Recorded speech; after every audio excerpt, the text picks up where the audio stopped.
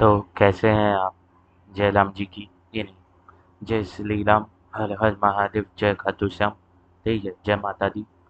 तो आज हम लोग तो नया चैप्टर करना है क्लास 10 का वन शॉट में। जो पहला चैप्टर था बायोलॉजी का, वो हम लोग ने आराम से मस्त तरीके से कंप्लीट किया, लाइफ प्रोसेसेस। आज हम लोग तो क्या करना है? आज हम लोग तो करना है बेसिकली आपका दूसरा चैप्टर बायोलॉजी का क्लास 10 जो है कंट्रोल एंड कोऑर्डिनेशन। अब लाइफ प्रोसेस हम लोग ने क्यों पढ़ा?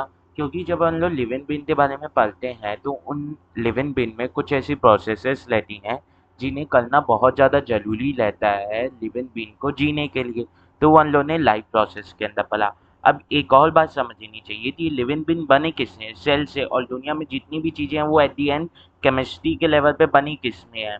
एटम्स और मॉलिक्यूल से। तो हम भी जो हैं, ह्यूमंस भी हैं, वो फंडामेंटल लिविंग स्ट्रक्चर जो हमारा है वो सेल है। पर वो एट द एंड बना किससे है? एटम्स एंड मॉलिक्यूल से ही, केमिकल कंपाउंड से ही बना हुआ है, हाँ कि ना? Yes sir. तो इनमें क्या होगा? आपस में क्या होंगे? इंटरेक्शंस होंगे, हाँ कि ना? Yes sir. इनमें क्या होंगे? आपस में इंटरेक्शंस होंगे। समझ में आया? Yes sir. केमिकल रिएक्शंस होंगे जो हम लोग मेटाबॉलिज्म में पहले चैप्टर में पढ़ चुके, लाइफ प्रोसेसेस में। अब एक और बात समझने की है कि कंट्रोल एंड कोऑर्डिनेशन क्यों जरूरी है हमारे बॉडी में। कंट्रोल मतलब होता क्या है? जब आप किसी चीज को कंट्रोल में रखें, अपने उसके अंदर रखें, एक बाउंड्री के अंदर बांध दें। क्यों? कंट्रोल होने से क्या होता है? Proper functioning. कंट्रोल क्यों चाहिए? कंट्रोल चाहिए आपको फॉर प्रॉपर फंक्शनिंग। जैसे मेरी बॉडी में जब डाइजेशन करवाना रहता है तो मेरी बॉडी में जो मेरा स्टमक है वो एसिड प्रोड्यूस करता है। तो ऐसा भी नहीं है कि वो स्टमक बहुत ज़्यादा एसिड प्रोड्यूस कर दे, तो मेरे स्टमक ये में जो छेदे हो जाएंगे, हाँ कि ना? तो कंट्रोल करनी है मुझे एसिड की मात्रा। इवन मुझे म्यूकस की मात्रा भी अच्छी खासी रखनी पड़ेगी ताकि म्यूकस एक बैरियर बन सके मेरे स्टमक के वॉल और एचसीएल के बीच में। तो कंट्रोल चाहिए क्यों? प्रॉपर फंक्शनिंग के बीच में। जैसे कि हमारे बॉडी में वो लेते हैं, कौन लेते हैं? हॉर्मोन्स लेते हैं। हमारे बॉडी में क्या लेते हैं? हॉर्मोन्स लेते हैं, हाँ कि ना? Yes sir. तो हमारी बॉडी में हॉर्मोन्स लेते हैं। हॉर्मोन्स हैं क्या? केमिकल्स जो किसी पर्टिकुलर पर्पस के लिए बॉडी में ग्लैंड्स के द्वारा, एंडोक्राइन ग्लैंड्स के द्वारा रिलीज किए जाते हैं। तो मान लेते हैं एक हार्मोन है, ग्रोथ हार्मोन हमारी बॉडी में होता है जो हमारी बॉडी में हाइट के लिए रिस्पॉन्सिबल है। तो जब वो ग्रोथ हार्मोन बहुत ज़्यादा निकल जाता है तो क्या होता है? हमारी हाइट ह्यूमन की बहुत ज़्यादा हो जाती है और उस डिजीज वाले या डिसऑर्डर कंडीशन तो जाइजेंटिज्म बोलते हैं, उससे प्रॉब्लम आती है। उससे क्या आती है? प्रॉब्लम आती है। वहीं अगर वो ग्रोथ हार्मोन नॉर्मल से बहुत कम निकले तो क्या होगा? डॉर्फिज्म हो जाती है, हाइट बहुत कम रह जाती है, तो वो भी एक प्रॉब्लम है। तो एक नॉर्मल, एक ऑप्टिमम कंडीशन चाहिए, हाँ कि ना? ऑप्टिमम लेवल चाहिए हर एक चीज़ का। इसीलिए आपको कंट्रोल करना है, बॉडी में कंट्रोल होने की ज़रूरत है अलग अलग ऑर्गन्स के बीच में, हाँ कि ना? अलग अलग पर्पस में अलग अलग तरीके से कंट्रोल होने की ज़रूरत है। इवन आप में सिचुएशन चेंज हुआ तो आप में चीज़ें भी चेंज हो उस सिचुएशन के हिसाब से, ताकि आप अपने चेंजिंग एनवायरनमेंट के साथ अडेप्ट कर पाओ। उसके लिए भी आपके बॉडी में कंट्रोल होना बहुत ज़रूरी है, हाँ कि ना? तो क्यों चाहिए कंट्रोल? ताकि प्रॉपर फंक्शनिंग कर पाओ डिपेंडेंट ऑन द सिचुएशन, हाँ कि ना? सिचुएशन के हिसाब से आप प्रॉपर फंक्शनिंग कर पाओ। अब सर चैप्टर के नाम में एक और शब्द आता है, कंट्रोल आ गया, एक एक आता है कोऑर्डिनेशन। कोऑर्डिनेशन मतलब क्या होता है?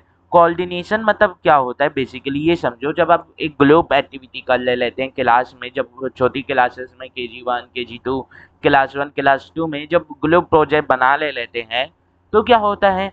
आप अलग अलग बच्चे लोग क्या करते हो? ग्रुप बना लेते हो। उसमें क्या करते हो? कोई बच्चा हेडिंग लिख रहा है या क्लास बोर्ड सजता है। क्लास के बाद जो क्लास के बाहर जो बोर्ड लगा रहता है उसे जब सजाने की बात आती है तो एक ग्रुप काम करता है क्लास के अंदर और वो उस बोर्ड को सजाता है। तो उसमें क्या करता है? एक जन क्या कर लेता है? सबको पहले वो किए जाते हैं क्या? सबको क्या किए जाते हैं? सबको डिस्ट्रीब्यूट किए जाते हैं काम। फिर एक काम तो कोई और कर रहा है, फिर उसमें फिनिशिंग का काम कोई और कर रहा है, हाँ कि ना? जैसे एक जन लिख तो दिया, पर वो बादल शेप के पेपर में लिखना था क्लाउड शेप के, तो क्लाउड के शेप में कटिंग करके कोई और दिया, तो आप यहाँ पे क्या कर लो, आप यहाँ पे आपस में मिलजुल के काम कर लो, और इस मिलजुल के काम करने को ही इंग्लिश में बोल देते हैं कोऑर्डिनेशन। मिलजुल के काम करने वाले को ही आप क्या बोल देते हो इंग्लिश में, कोऑर्डिनेशन। तो हमारी बॉडी इतने सारे ऑर्गन से बनी हुई है और वो एक ही बॉडी के अंदर प्रेजेंट है, हाँ कि ना? Yes sir. तो इनके बीच में कोऑर्डिनेशन रहता है ताकि आप प्रॉपर तरीके से अच्छे से काम कर पाओ, हाँ कि ना? इसीलिए हमारी बॉडी में कंट्रोल भी होना चाहिए, कोऑर्डिनेशन भी होना चाहिए, दोनों किस लिए? ताकि हमारी बॉडी सही तरीके से फंक्शन कर पाए, हाँ कि ना? Yes sir. ताकि हमारी बॉडी सही तरीके से फंक्शन कर पाए, हाँ कि ना? Yes sir. अब ये बताओ, क्या हम हमारे एनवायरनमेंट से रिलेटिव सेंसिटिव हैं? आंसर है यस। कैसे सर? जब ठंडी लगती है तो क्या आप तो ठंड, जब ठंडी का मौसम आ जाता है तो क्या आप तो ठंड नहीं लगने लगता? हाँ, मतलब आपके एनवायरनमेंट में चेंज होने से आपको सिग्नल्स मिलते हैं। आपको क्या मिलते हैं? सिग्नल्स मिलते हैं, हाँ कि ना? तो उन्हीं सिग्नल्स को क्या बोला जाता है? स्टिमुलाई। उन्हीं सिग्नल्स को क्या बोला जाता है? स्टिमुलाई।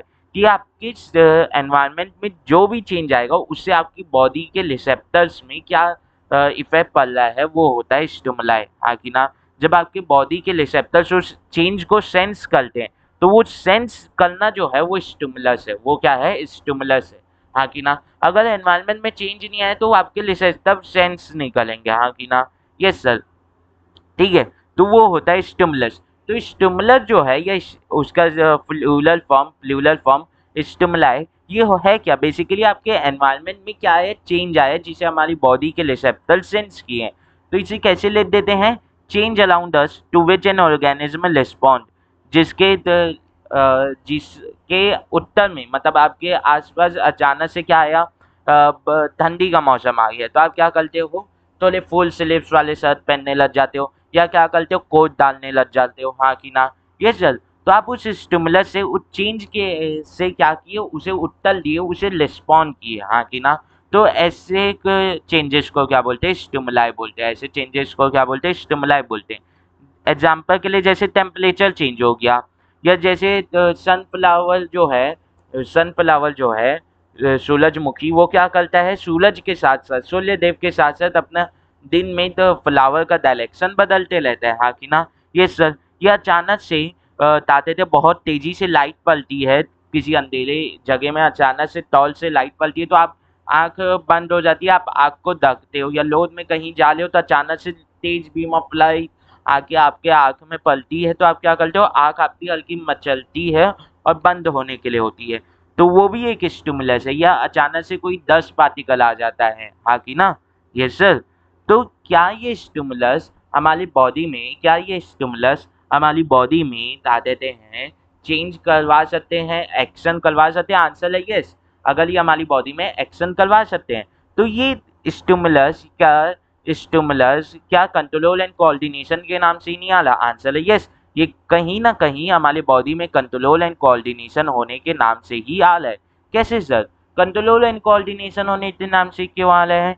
क्योंकि अचानक से मान लो तेजी से सामने से लाइट आई तो आपके आई तो कोई डैमेज ना हो, इसीलिए आपकी आईलिड क्या होती है?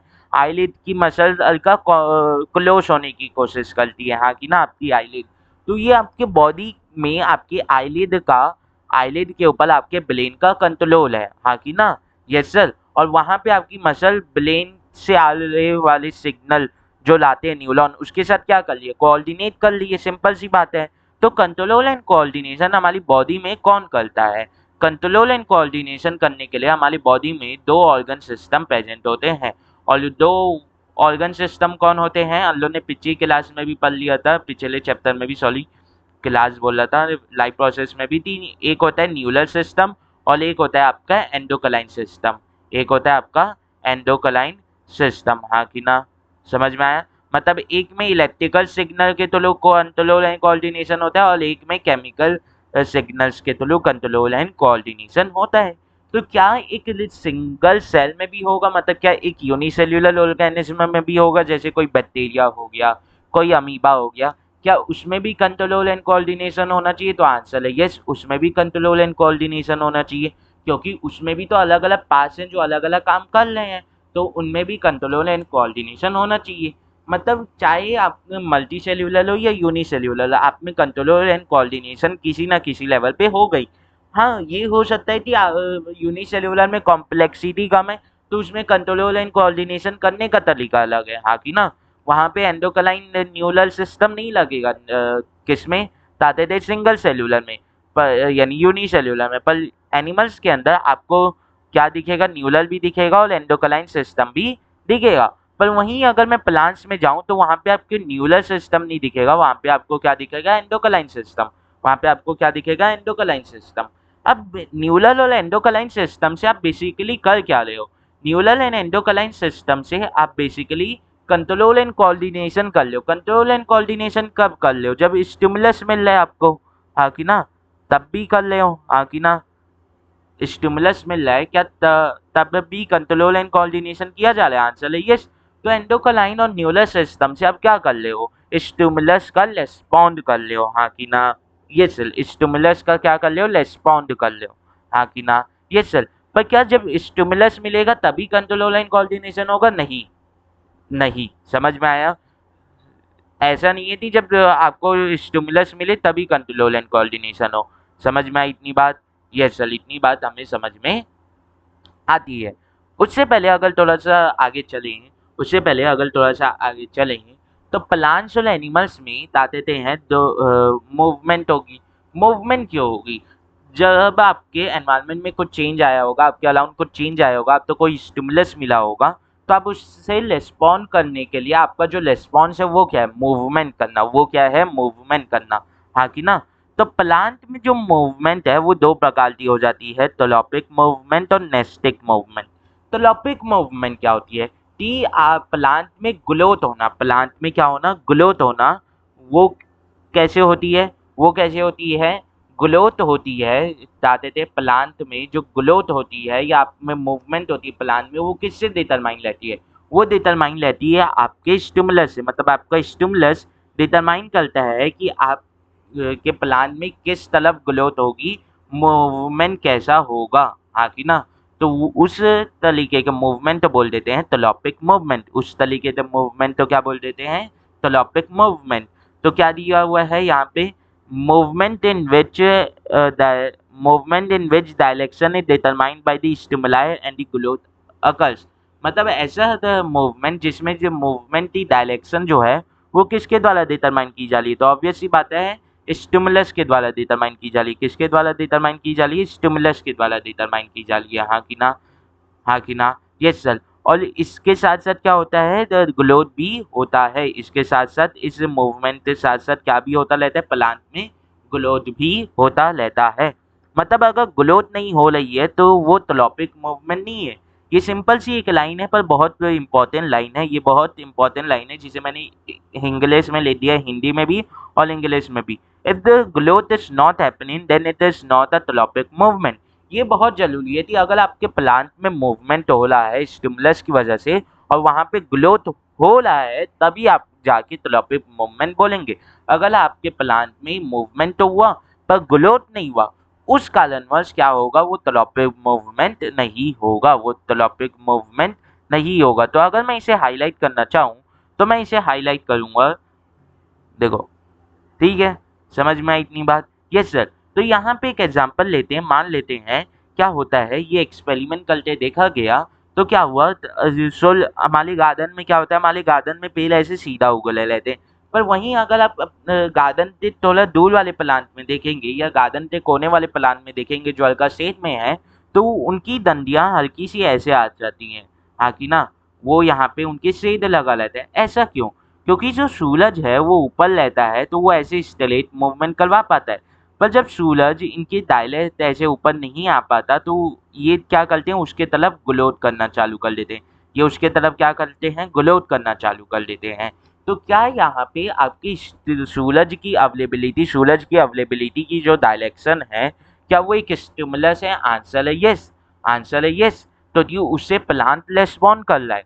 दूसरी बात, क्या उसके कारण प्लांट में मूवमेंट हुई, यस प्लांट बेंड हो गया, उसमें एक मूवमेंट हुई। पर क्या इस मूवमेंट के दौरान ग्रोथ भी होता है, तो आंसर है यस। वरना ये ग्रोथ कैसे करता है ऐसे, बस इस छोटे से प्लांट तो ऐसे झोंक के ले जाना था, पर वो इसके साथ साथ ग्रोथ भी करते रहता है, हाँ कि ना। इसका मतलब ये क्या है, एक टॉपिक मूवमेंट है, मतलब growth of stem to a slide. तो जैसे यहाँ पे एक एक्सपेरिमेंट में क्या किए गए, ये पौधा लगा और यहाँ पे इसे ऊपर से कट करके रोशनी दी गई, तो क्या हुआ, ये प्लांट ऐसे ग्लो हुआ। पर जब यही कट इधर लगाया गया जैसे यहाँ पे, तो अब रोशनी कहाँ से आ रही है, यहाँ से आ रही है, तो प्लांट कैसे ग्लोथ हुआ, ऐसे ग्लोथ होने की बजाय प्लांट की ग्रोथ कैसे हो गई, ऐसे हो गई, हाँ कि ना। तो टुवर्ड्स दी लाइट हुई, टुवर्ड्स दी स्टिमुलस हुई, हाँ कि ना। यस सर, ये आप देख सकते हो। टी क्या होता है बेसिकली समझो, टी क्या होता है, यहाँ पे कुछ पेड़ रहते हैं और उसके अलावा दूसरे बेल हो सकती है, जैसे अमल बेल रहती है, कसकुता जिसे बोलते हैं, वो इसके अलावा लपेटाए हुए रहते हैं। तो वो क्या इस स्टिमुलस से थी, वो सही से खड़े नहीं हो सकते, उनके बगल में सपोर्ट देने वाला प्लांट है, तो क्या वो उसके अलावा लपेटा के मूवमेंट शो करते हैं, आंसर नहीं यस। और क्या इस मूवमेंट में इनकी ग्रोथ भी हुई, तो यस सर। तो ये भी क्या है, एक टॉपिक मूवमेंट भी है, growth of a stem of some plant towards और अलोंग विद सपोर्ट, हाँ कि ना। जैसे आप अगर देखेंगे मनी प्लांट अधिकतर गलों में रहता है, तो उसमें क्या होता है, जब अब वो प्लांट सीधा सीधा ग्लो हो रहा रहता है और आप उसमें डंडा फंसा देते हैं उसके गमले में, तो वो उस गमले के डंडे के अलावा लपेटा के ऊपर चलने लगता है, उस गमले के अलावा लपेटा के चलने लगता है। तो क्या वो वहां पे उसे सपोर्ट मिला, सपोर्ट वाला स्टिमुलस मिला, तो क्या वो उसके अलावा मूवमेंट शो किया, यस। और क्या उसके साथ साथ ग्लोथ भी शो किया, तो आंसर है यस। तो टॉपिज्म जो है वो डिपेंड कर सकते हैं कि आपको किस प्रकार का वो मिला स्टिमुलस।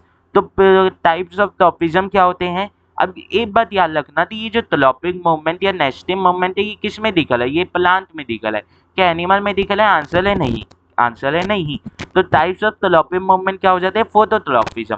अब बेसिकली टॉपिज्म क्या है, टॉपिक मूवमेंट, फोटो मतलब लाइट, तो सनलाइट की वजह से होने वाला टॉपिज्म या टॉपिक मूवमेंट कहलाता है फोटोटॉपिज्म। तो क्या ये एक फोटोटॉपिज्म है, आंसर है यस। ये जो मैंने यहाँ पे बताया, क्या ये एक फोटोटॉपिज्म है, आंसर है यस, ये क्या है, एक फोटोटॉपिज्म है। सिंपल सी बात है। A type of tropic movement in which growth occurs due to sunlight. यहाँ पे स्टिमुलस की तरह कौन काम कर रहा है, सनलाइट। तो यहाँ पे सनलाइट है क्या है, स्टिमुलस है। यहाँ पे सनलाइट है क्या है, स्टिमुलस है, सिंपल सी बात है यार। यहाँ पे सनलाइट क्या है, स्टिमुलस है, हाँ कि ना। For example growth of shoot towards light, यहाँ पे ग्रोथ होना शूट का, स्टेम का टूवर्ड्स लाइट। दूसरा हो जाता है हाइड्रोटॉपिज्म। टॉपिज्म मतलब तो टॉपिक मूवमेंट, हाइड्रो मतलब वाटर, हाइड्रो मतलब होता है वाटर। तो यहाँ पे वाटर के कारण क्या हो रहा है, टॉपिक मूवमेंट हो रहा है। तो यहाँ पे वाटर क्या है, स्टिमुलस है। वाटर क्या है, यहाँ पे स्टिमुलस है।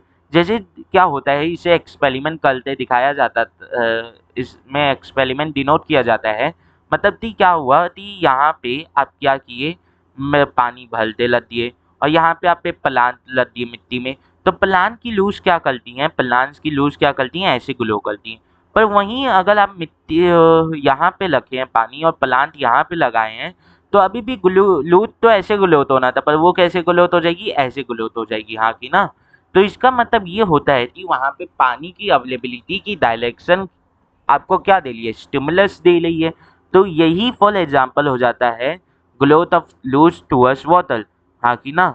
समझ में आया, समझ में आया, यस सर। अब आता है जियोटॉपिज्म।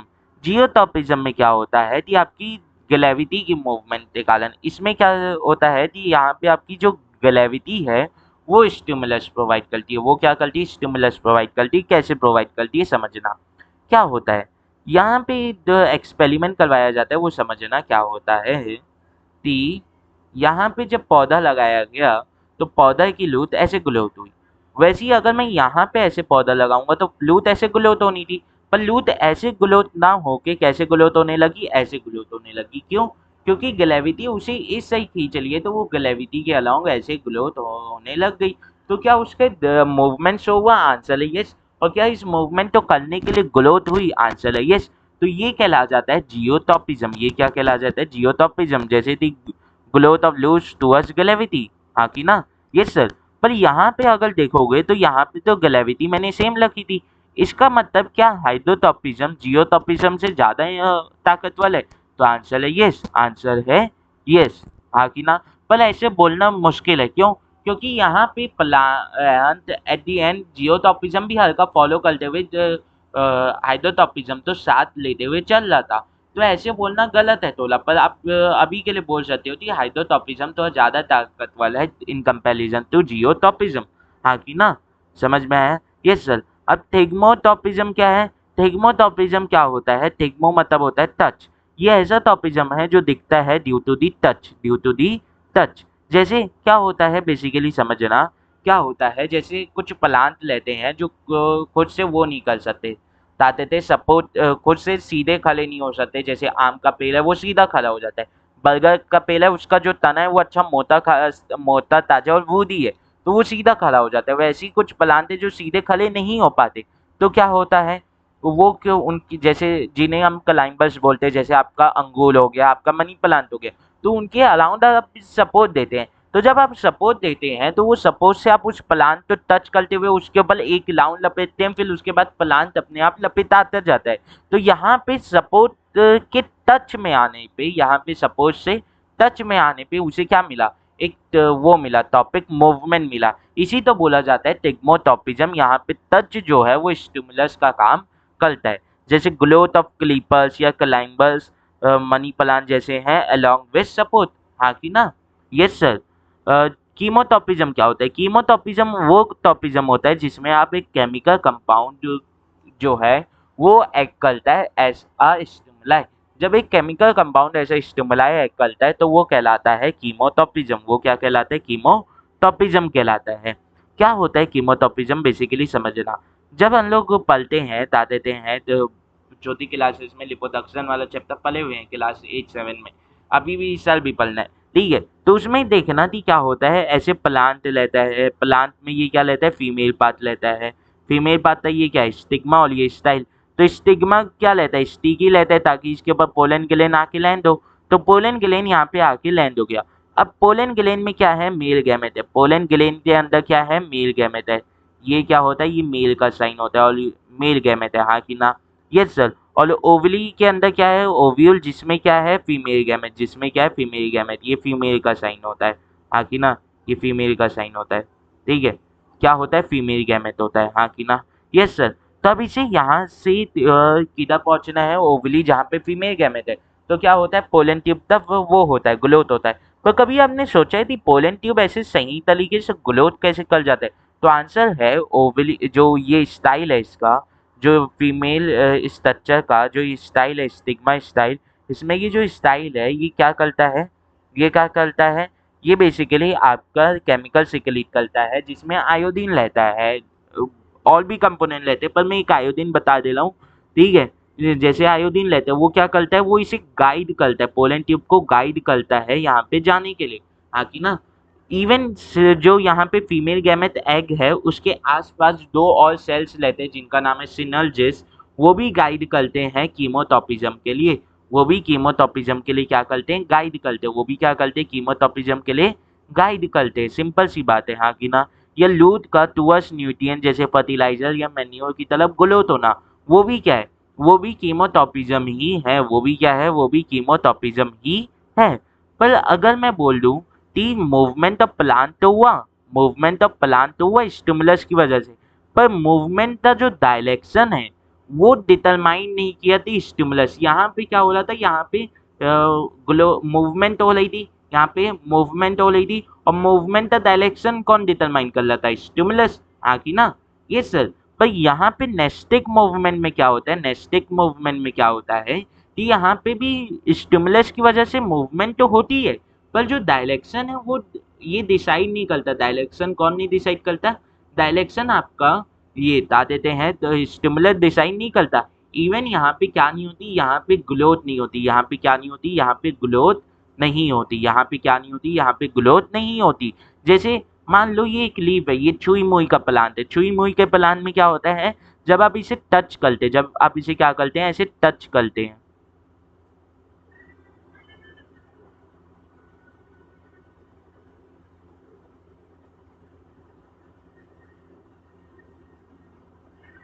जब आप इसे ऐसे टच करते हैं तो ये क्या कर जाती है? इसकी लीफ ऐसे क्लोज हो जाती है। हाँ कि ना? ये ऐसा स्ट्रक्चर बन जाता है। तो ये टच सेंसिटिव प्लांट है। पर क्या आपने टच किया तो इसका स्टिमुलस का क्या ये स्टिमुलस के डायरेक्शन में ग्लो हुआ? आंसर है नहीं।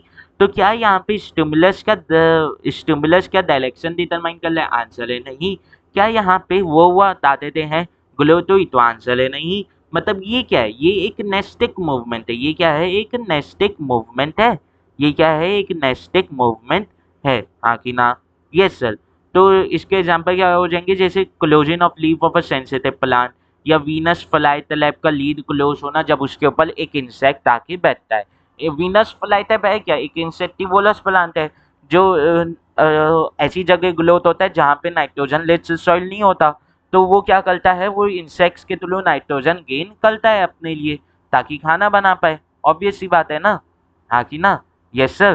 तो टाइप्स ऑफ नेस्टिव मूवमेंट क्या होते हैं? पहला होता है टिग्मो और नेस्टिक मूवमेंट। टिग्मोनेस्टिक मूवमेंट क्या है? टच के कारण स्टिमुलस वाला नेस्टिक मूवमेंट, हाँ कि ना? Yes sir.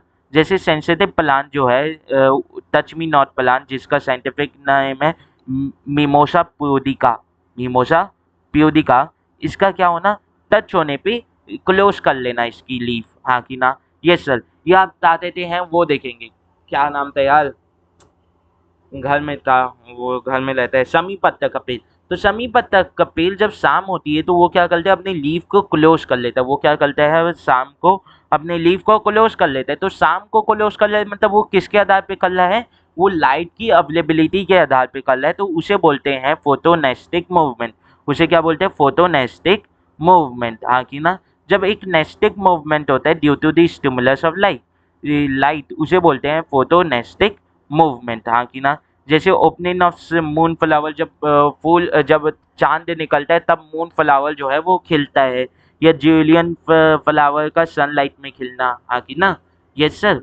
तो ये जो क्लोजन ऑफ लीफ है ऑफ सेंसिटिव प्लांट, क्या होता है basically? In every sensitive plant leaves have special cell called पुल्विनी।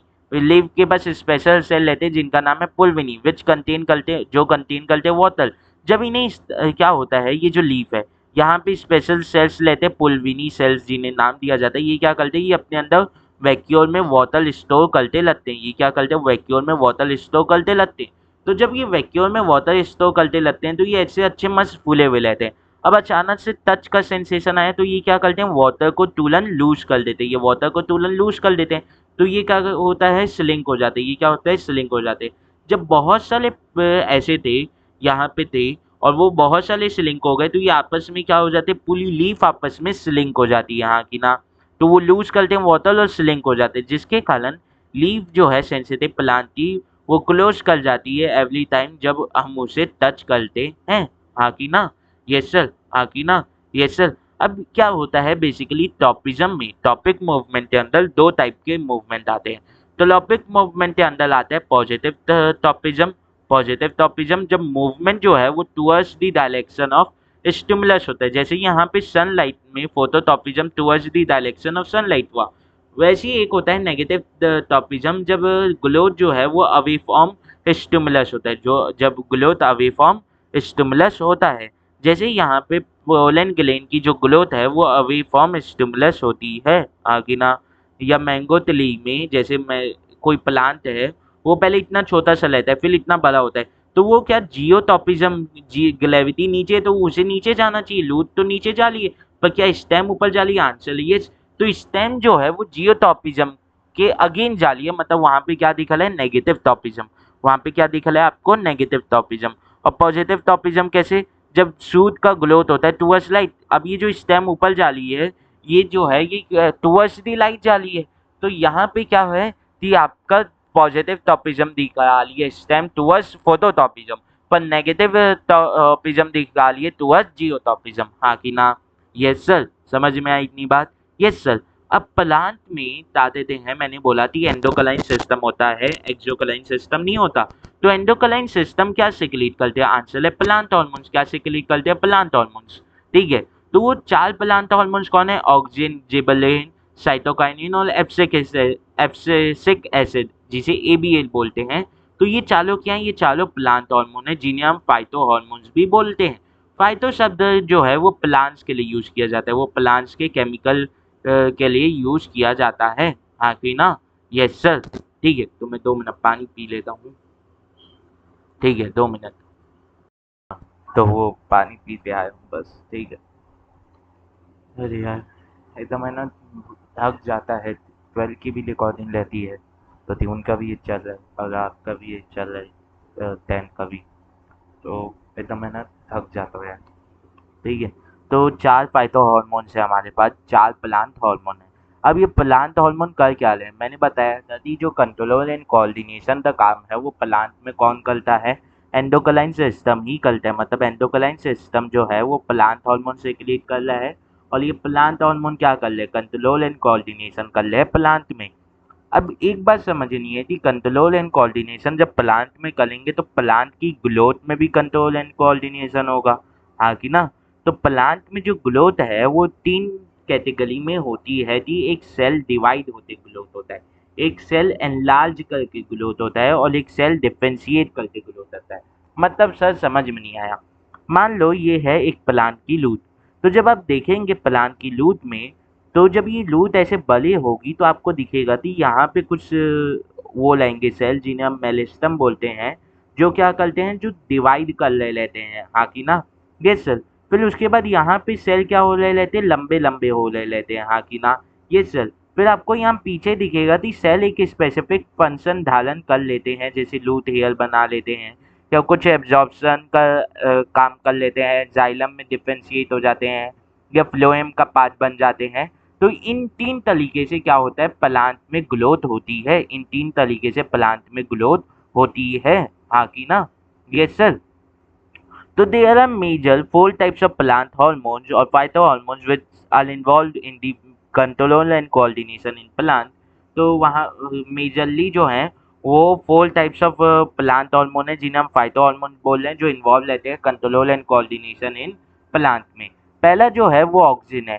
Auxin क्या करता है, प्रमोट करता है ग्रोथ इन प्लांट, प्रमोट करता है ग्रोथ इन प्लांट, हाँ कि ना, हाँ कि ना। Yes sir. और एक बात समझना है, ये स्टिमुलस सेंसिटिव है। ये क्या है, स्टिमुलस सेंसिटिव। मतलब क्या होता है, क्या होता है बेसिकली समझने की बात है, स्टिमुलस सेंसिटिव क्या होता है। एक एग्जांपल से समझते हैं कि क्या होता है, प्लांट में ऑक्सीजन जो है वो उस एरिया में ज़्यादा रहता है जहाँ पे लाइट जो है वो लेस रहती है, हाँ कि ना। Auxin are more in amount where light is less. ऐसा क्यों सर, क्योंकि मान लो ये एक प्लांट की स्टेम है, सनलाइट यहाँ से आ रही है, हाँ कि ना। तो ये प्लांट की स्टेम ऑब्वियसली बात है इधर ग्लो करना चाहिए, तो ये क्या शो कर लिए, फोटोटॉपिज्म शो कर लिए।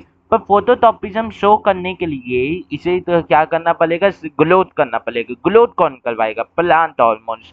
तो कौन सा प्लांट हार्मोन्स, तो आंसर है यहाँ पे जो ग्लोथ करवाएगा वो होता है ऑक्सीजन। ऑक्सीजन क्या रहता है, लाइट सेंसिटिव रहता है, तो वो लाइट में क्या होता है, वो हो जाता है, डिसइंटीग्रेट हो जाता है, खराब हो जाता है, डिफेक्टिव हो जाता है। तो वो उस एरिया में गैदर हो जाता है, मतलब इस एरिया में जहाँ पे लाइट कम है। और ऑक्सीजन क्या करवाता है, सेल डिवीजन करवाते हैं, क्या करवाता है, सेल डिवीजन करवाता है, हाँ कि ना। सेल इलोंगेशन करवाता है, हाँ कि ना, सेल डिवीजन करवाता है। तो उसके कारण क्या होता है, यहाँ की सेल क्या करते हैं, ग्लो कर जाते हैं और इलोंगेट कर जाते हैं, और यहाँ की सेल ज़्यादा ग्लो नहीं करते, नहीं ज़्यादा इलोंगेट करते हैं, इसीलिए प्लांट ऐसे ही एक साइड झुक जाता है, हाँ कि ना। तो क्या ये इस जो ऑक्सीजन है क्या वो यहाँ पे लाइट से सेंसिटिव है, आंसर है यस। मतलब क्या वो स्टिमुलाई से सेंसिटिव है, तो आंसर है यस। समझ में आया। तो auxin are the plant hormone which promote cell enlargement in cell differentiation in plant.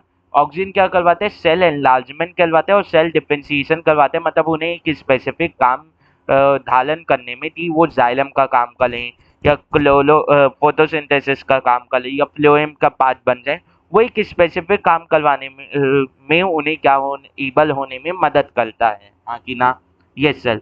तो सेल ये कैसे ग्रोथ करवाते हैं, सेल डिवीजन से करवाते हैं क्या, आंसर है नहीं, सेल एनलार्जमेंट करवाते करवाते हैं। मैंने कहा यहाँ पे गलती से, हाँ मैंने यहाँ पे गलती से बोल दिया था कि सेल डिवाइड करते, यहाँ पे सेल एनलार्ज कर जाते हैं, और इस साइड पे सेल कम एनलार्ज करते हैं। वो मुंह से फंबल हो गया था। ठीक है। तो ऑक्सीजन अगर प्लांट ग्रोथ करवाता है, पर कैसे करवाते हैं, सेल एनलार्जमेंट करवाते हैं। कैसे करवाते हैं, सेल एनलार्जमेंट करवाते हैं और सेल डिफरेंशिएशन करवा के।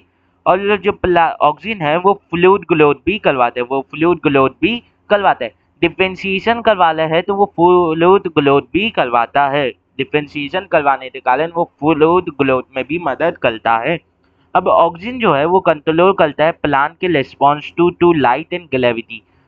तो इसका मतलब जो प्लांट के जो फोटोटॉपिज्म है और जियोटॉपिज्म है, उनके पॉजिटिव पॉजिटिव फोटोटॉपिज्म, नेगेटिव फोटोटॉपिज्म, पॉजिटिव जियोटॉपिज्म और नेगेटिव जियोटॉपिज्म जो शूट और लूट में दिखते हैं कि शूट में पॉजिटिव फोटोटॉपिज्म पर नेगेटिव जियोटॉपिज्म और लूट में नेगेटिव फोटोटॉपिज्म पर पॉजिटिव जियोटॉपिज्म, ये किसके कारणवश दिखते हैं? तो आंसर है ये ऑक्सीजन के कारणवश दिखते हैं। किसके कारणवश? ऑक्सीजन। ठीक है।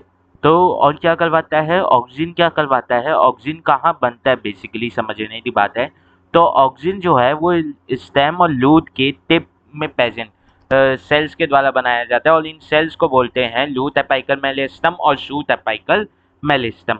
और ऑक्सीजन क्या है? लाइट सेंसिटिव है और वो क्या होता है ज़्यादा लाइट के प्रेजेंस में डिसइंटीग्रेट होने लगता है। ऑब्वियस सी बात है, केमिकल्स है, ज़्यादा लाइट तो सह नहीं पाता उतनी एनर्जी, तो इसके बॉन्ड टूटने लगते हैं। तो क्या होता है ये लाइट से दूर भागता है और ग्रेविटी के टूवर्ड्स भागता है। मतलब अगर यहाँ से इस स्टेटमेंट से हमें पता चल रहा है कि ये लाइट से दूर भाग रहा है और ग्रेविटी के टूवर्ड्स भाग रहा है, तो अगर ग्रेविटी के टूवर्ड्स भागेगा और यहाँ पे प्रेजेंट हो जाएगा और यहाँ पे एनलार्जमेंट करवाएगा सेल का, मतलब ये क्या करवा रहा है? पॉजिटिव जियोटॉपिज्म करवा रहा है। ये क्या करवा रहा है? पॉजिटिव जियोटॉपिज्म। अगर प्लांट ऐसे है तो, अगर प्लांट ऐसे है को, हाँ कि ना? Yes sir.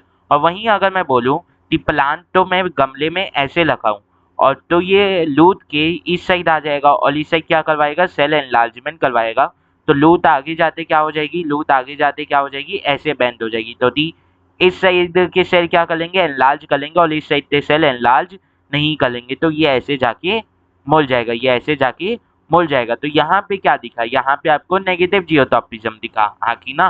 वहीं अगर मैं फोटोटॉपिज्म की बात कर लूँ तो यहाँ पे ये क्या शो करने में मदद किया?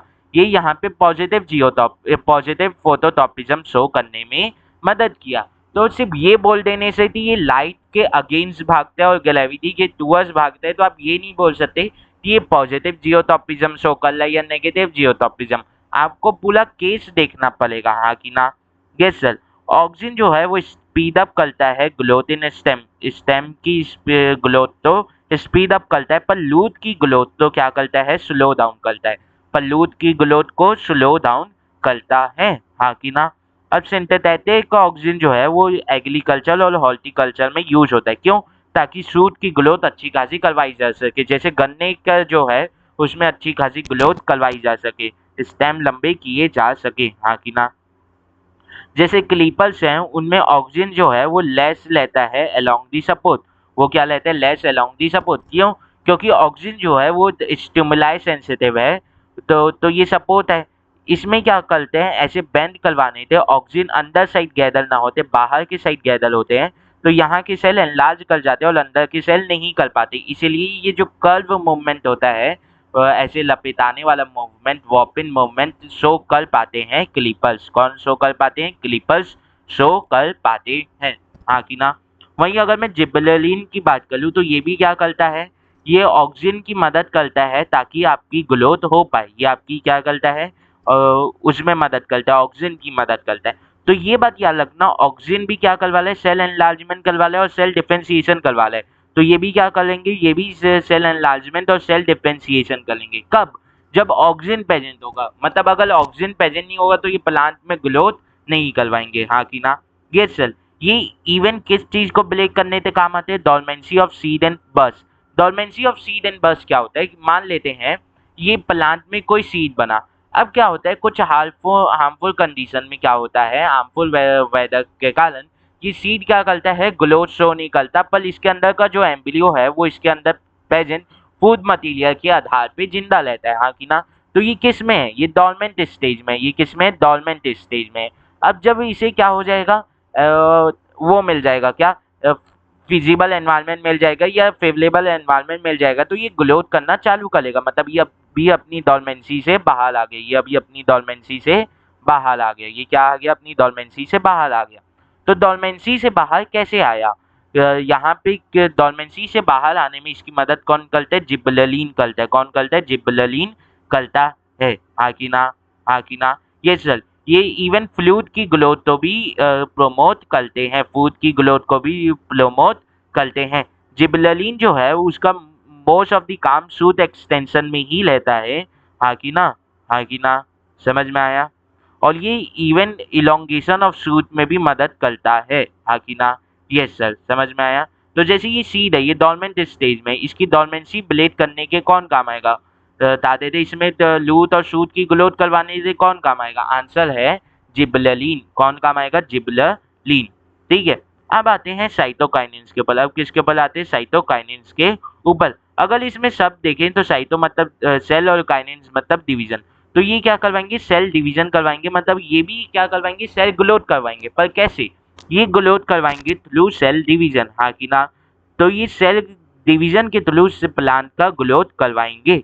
अब ये भी जो है ये डोर्मेंसी और बता देते हैं डोर्मेंसी ऑफ सीड एंड बर्ड को ब्रेक करने से ये भी काम आते हैं। हाँ कि ना? ये डिले करते हैं एजिंग ऑफ लीफ। मतलब क्या? ये एजिंग ऑफ लीफ मतलब जैसे जैसे पुरानी पत्तियां यानी पत्तियां बूढ़ी होते जाती हैं, पुरानी होते जाती हैं, वो जलते जाती हैं, तो उन्हें जलने से बचाने के लिए ये उनकी एजिंग को स्लो डाउन करते हैं। और साइटोकाइनिन क्या करते हैं? ओपनिंग ऑफ स्टोमेटा करवाते हैं। हाँ कि ना? यस सर, समझ में आया। और फ्लूइड ग्रोथ तो करवाते ही करवाते हैं। हाँ कि ना? अब आते हैं एब्सिसिक एसिड। एब्सिसिक एसिड अगर मैं बोलूं तो ये तीन एसिड क्या है? ये तीन फाइटो हार्मोन्स क्या है? ये ग्रोथ प्रोमोटर है। पर एब्सिसिक एसिड क्या है? एब्सिसिक एसिड जो है वो ग्रोथ इनहिबिटर है। वो क्या है? ग्रोथ इनहिबिटर है। हाँ कि ना? ये सर, ये क्या करता है? ग्रोथ तो इनहिबिट करता है। इसका शॉर्ट फॉर्म क्या है? ABA। एब्सिसिक एसिड जो है वो एक प्लांट हार्मोन है जो मेनली फंक्शन करता है एज अ ग्रोथ इनहिबिटर। ये डोर्मेंसी क्रिएट करवाता है किसमें? सीड और बर्ड में। हाँ कि ना? यस सर, ये किसमें करता है? सीड और बर्ड में डोर्मेंसी क्रिएट करवाता है। तो ये किसके एंटागोनिस्ट काम कर रहा है? यानी किसके अगेंस्ट काम कर रहा है? ये किसके अपोजिट काम कर रहा है? तो आंसर है साइटोकाइनिन और जिबरेलिन के अपोजिट काम कर रहा है। और ये क्या करवाता है? क्लोजन ऑफ स्टोमेटा करवाता है। तो क्लोजन ऑफ स्टोमेटा में ये किसके एंटागोनिस्ट या किसके अपोजिट काम कर रहा है? तो आंसर है साइटोकाइनिन के। आंसर है साइटोकाइनिन के। हाँ कि ना? यस सर, ये प्रोमोट करवाते हैं wilting and falling of leaf, ताकि wilting and falling of leaf मतलब उनके जल जाने में, उनके बूढ़े होते जल जाने में। हाँ कि ना? This is called abscission. इसे क्या बोलते हैं? एब्सीजन। जब प्लांट का कोई पार्ट जैसे फ्लूट हो गया, लीफ हो गया, वो ओल्ड होके जल जाता है, फ्लूट पक करते जल जाता है, तो उसे बोलते हैं एब्सीजन। हाँ कि ना? Yes sir, it also cause the detachment of flower and flute from the plant. इस ये क्या करवाता है? ये इवन डिटैचमेंट करवाता है फ्लावर और फ्लूट का प्लांट में से। हाँ कि ना? Yes sir. अब ABA जो शूट में क्या करवाता है? स्टोमेटा क्लोजर करवाता है, reduction of leaf mesophyll conductance करवाता है। ये सब उतना नहीं पढ़ना, ठीक है। और लूट में क्या करवाता है? लूट इलोंगेशन करवाता है। अब ये बताओ, जो ऑक्सीजन है वो क्या करवा रहा था? Shoot elongation. और लूट इलोंगेशन तो लो कर रहा था, पर ये लूट इलोंगेशन करवा रहा है, मतलब ये किसके एंटागोनिस्ट काम कर रहा है? ये ऑक्सीजन के एंटागोनिस्ट काम कर रहा है। तो एब्सिसिक एसिड अलग अलग सिचुएशन में चाहे ऑक्सीजन हो, चाहे साइटोकाइनिन हो, चाहे जिबरेलिक एसिड हो, तीनों के एंटागोनिस्ट या तीनों के अपोजिट काम कर रहा है। हाँ कि ना? यस सर, ये लेटरल लूट फॉर्मेशन तो इनिबिट करता है, ये लूट हाइड्रोलिक कंडक्टिविटी को बढ़ाता है। हाँ कि ना? Yes sir. अब एक और चीज आती है कि यहाँ पे 10th में तो बस 4 ही पढ़ने हैं, पर एक और लेता है, एक और वो लेता है कौन? बता देते हैं, फाइटो हार्मोन लेते हैं जिसका नाम है इथाइलिन, जिसका नाम है इथिलीन। हाँ कि ना? जिसका नाम क्या है? इथिलीन। हाँ कि ना? यस सर, ये ओनली गैसियस फाइटो हार्मोन लेता है। ये क्या करवाता है? ये क्या करवाता है? ये नोड और इंटर नोड के बीच में ग्रोथ करवाता है, ये फ्लूइड लाइटनिंग में मदद करता है। समझ में आया? यस सर, ये बात इतनी समझ में आनी चाहिए, ठीक है। वैसे ये पढ़ने की जरूरत नहीं, पर पढ़ लेते हैं, ठीक है। तो ये भी बता दिया हूँ। इसमें जो जो दो काम पहले बहुत पूछे जाते थे, 10th में शायद पूछे भी नहीं जाते, वो है बता देते हैं। एक तो तेरा वो करवाना, इंटरनोड में बता देते हैं इलोंगेशन करवाना। मान लो क्या होता है, बेसिकली समझो, ये स्टेम है, स्टेम में यहाँ से क्या निकला? कोई डंडी निकली या वो निकला, लीफ निकला, तो ये क्या हो गया? ये नोड हो गया। अब दो, और यहाँ से एक लीफ निकली, तो ये जो दो नोड के बीच की जगह है ना, ये इंटरनोड है। इसका लंबा होना कौन करवाता है? इथाइलिन करवाता है। फ्लूइड की लाइटनिंग कौन करवाता है? इथाइलिन करवाता है। समझ में आया? तो ये दो पूछे जा सकते हैं, तो ये दो याद रख लेना, ठीक है। अब आते हैं क्वेश्चन के ऊपर। एक्सप्लेन हाउ मनी प्लांट और other clippers glow along the support, कि कैसे सपोर्ट के अलोंग द मनी प्लांट या दूसरे क्लीपर ग्लो कर पाते हैं, या इसे ऐसे बोलते हैं कि क्लीपर्स में थिग्मोटॉपिज्म कैसे दिखता है फाइटो हार्मोन्स की मदद से या प्लांट हार्मोन्स की मदद से। तो आंसर है ऑक्सिन क्या करवाता है, प्रोमोट करवाता है ग्रोथ बाय क्या, सेल इलोंगेशन। और ऑक्सिन क्या है, स्टिमुलस सेंसिटिव है, हाँ कि ना, आपको लिखना पड़ेगा कि ऑक्सिन क्या करवाता है, ग्रोथ प्रमोट करवाता है by cell elongation and cell differentiation, हाँ कि ना, यस सर। और फिर क्या लिखना पड़ेगा कि ऑक्सिन क्या है, वो है स्टिमुलाई सेंसिटिव है। तो जैसे ही प्लांट ऑफ उसके टच में आता है, उसके सपोर्ट के क्लोज प्रॉक्सिमिटी में आता है, तो प्लांट के उस जगह ज़्यादा ऑक्सीजन हो जाता है जो सपोर्ट से दूर रहता है, और उस जगह कम ऑक्सीजन हो जाता है जहाँ पे सपोर्ट होता है, हाँ कि ना। मतलब ये सपोर्ट है तो, और ये प्लांट है, ऐसे इसके अलाउंड घुमा तो इस साइड कम ऑक्सीजन होगा और इस साइड ज़्यादा ऑक्सीजन होगा, हाँ कि ना, यस सर। समझ में आया। ऐसा लिजर पार्ट ऑफ प्लांट जो है वो बेंड कर जाता है टुवर्ड्स ग्लो, टुवर्ड्स सपोर्ट, ऐसे बेंड होने लग जाते हैं ये टुवर्ड्स सपोर्ट। समझ में आया, यस सर, ये टुवर्ड्स सपोर्ट बेंड होने लग जाते हैं। ठीक है, तो कोऑर्डिनेशन इन ह्यूमन, 2 मिनट रुकना, चालू कर लें। ठीक है, तो अब हम लोग तो कोऑर्डिनेशन इन ह्यूमन करना है। तो ह्यूमन में कोऑर्डिनेशन जो है वो न्यूरल सिस्टम और हार्मोनल सिस्टम दोनों, नर्वस सिस्टम मतलब न्यूरल सिस्टम और हार्मोनल सिस्टम दोनों के द्वारा किया जाता है, दोनों के द्वारा किया जाता है। ये बात याद रखनी है कि दोनों के द्वारा किया जाता है। प्लांट में सिर्फ हार्मोनल सिस्टम है, पर उसमें ह्यूमंस में न्यूरल सिस्टम भी आता है। अब हार्मोनल सिस्टम तो जो है वो केमिकल्स के थ्रू करता है, पर न्यूरल सिस्टम जो है वो केमिकल्स का इन्वॉल्वमेंट लेता है, और इवन इसमें मेजर जो कंपोनेंट है वो इलेक्ट्रिकल सिग्नल के फॉर्म में, मतलब आयंस के फॉर्म में ट्रांसफर होते हैं। ठीक है, समझ में आए, यस सर। अब हार्मोनल सिस्टम इन ह्यूमंस जो है, बता देते हैं एनिमल जो है वो बेसिकली एंडोक्राइन सिस्टम ही रहेगा, तो दी एंडोक्राइन सिस्टम ही हार्मोन सिक्रीट करेगा। पर 2 टाइप के ग्लैंड पाए जाते हैं, एंडोक्राइन और एक्सोक्राइन।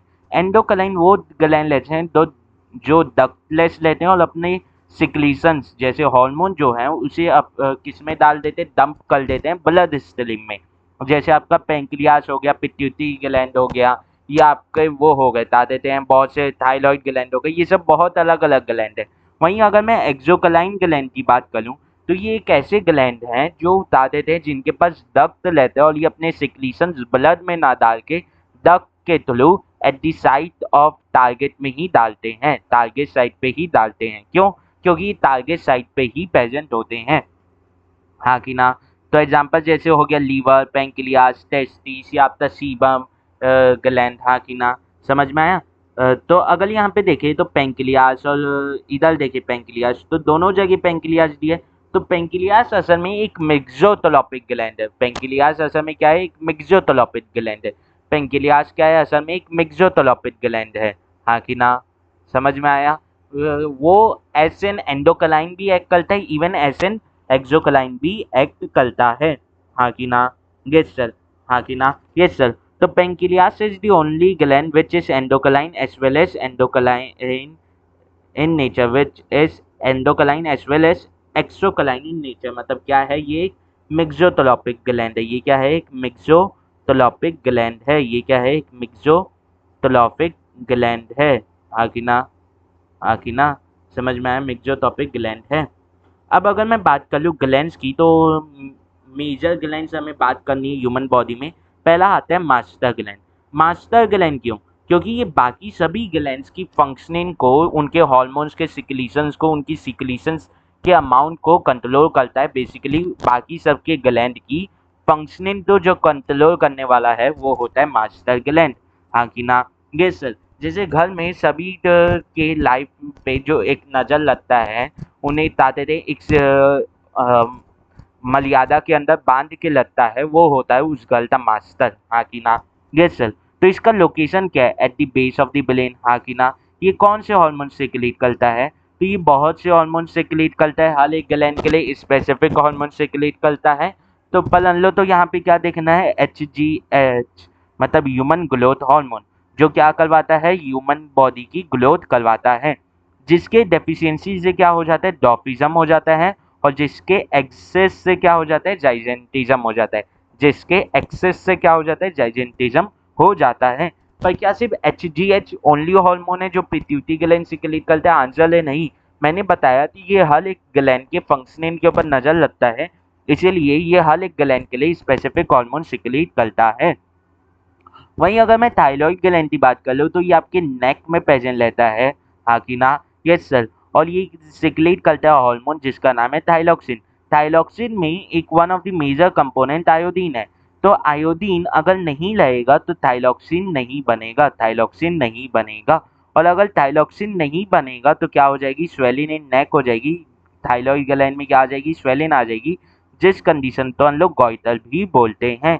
तो थाइलॉक्सिन करता क्या है? थाइलॉक्सिन आपके metabolism of fats, protein and carbon, carbs, fats, protein and carbon में मदद करता है। कार्ब्स मतलब कार्बोहाइड्रेट, इनके मेटाबॉलिज्म में मदद करता है। वहीं अगर मैं पहला थायरॉइड ग्लैंड की बात कर लूँ तो ये आपके बता देते हैं नियर द किडनी प्रेजेंट, यानी ये आपके किधर प्रेजेंट है, ये नियर द किडनी नहीं, ये आपके थायरॉइड ग्लैंड के ही पास प्रेजेंट होते हैं, हाँ कि ना? Yes sir. अब ये कौन सा हार्मोन सिक्रीट करते हैं? ये पहला थाइलॉक्सिन हार्मोन सिक्रीट करते हैं। ये कौन सा हार्मोन सिक्रीट करते हैं? ये पहला थाइलॉक्सिन हार्मोन सिक्रीट करते हैं। इनका फंक्शन क्या है? ये metabolism of calcium and phosphate तो कंट्रोल करते हैं, metabolism of calcium and phosphate को कंट्रोल करते हैं। वहीं अगर मैं एडिलीना ग्लैंड की बात करूँ, एडिलीना ग्लैंड जो है वो एक ग्लैंड है इमरजेंसी का, मतलब ये इमरजेंसी कंडीशन में बॉडी को बता देते हैं हाई एक्टिविटी, यानी हाईली सेंसिटिव बना देता है सराउंडिंग से, जिससे बॉडी जो है वो स्टिमुलस के प्रति क्विक रिस्पॉन्स कर पाए, हाँ कि ना? समझ में आया? तो इसकी किधर है लोकेशन? नियर द किडनी या on the top of the kidney? जो किडनी है, जो बीन से स्ट्रक्चर किडनी है, उसके ऊपर ये ऐसे प्रेजेंट रहता है, येलो कलर का ये ग्लैंड होता है। ये कैसा होता है? येलो कलर का ग्लैंड होता है, हाँ कि ना? हाँ कि ना? जो सुपीरियर टू किडनी या on the top of kidney present होता है। ये क्या सिक्रीट करता है? ये एड्रेनालिन हार्मोन सिक्रीट करता है, जो आपके तिली एफ कंडीशन में काम आते हैं। तिली एफ कंडीशन में मतलब फियर, फाइट और फ्लाइट, फियर, फाइट और फ्लाइट। जब आपके सामने इमरजेंसी की कंडीशन आ जाए तो आप फियर, फाइट और फ्लाइट कर सको, हाँ कि ना? इसीलिए इसे फाइट और फ्लाइट हार्मोन भी बोला जाता है। ये क्या होता है, इसमें आपकी जो सेंसेस है वो बहुत ज़्यादा हाइटेंड हो जाती है, उनमें वो बहुत ही ज़्यादा सेंसिटिव हो जाती हैं, ताकि हल्के से भी स्टिमुलस के प्रति आप कोई और मेजर रिस्पॉन्स शो कर सको। तो ये आपके हार्ट रेट को कंट्रोल करता है, रेस्पिरेशन रेट तो बढ़ा देता है, तो उसे भी कंट्रोल करता है। इवन आपकी स्वेटिंग भी बढ़ जाती है, हाँ कि ना?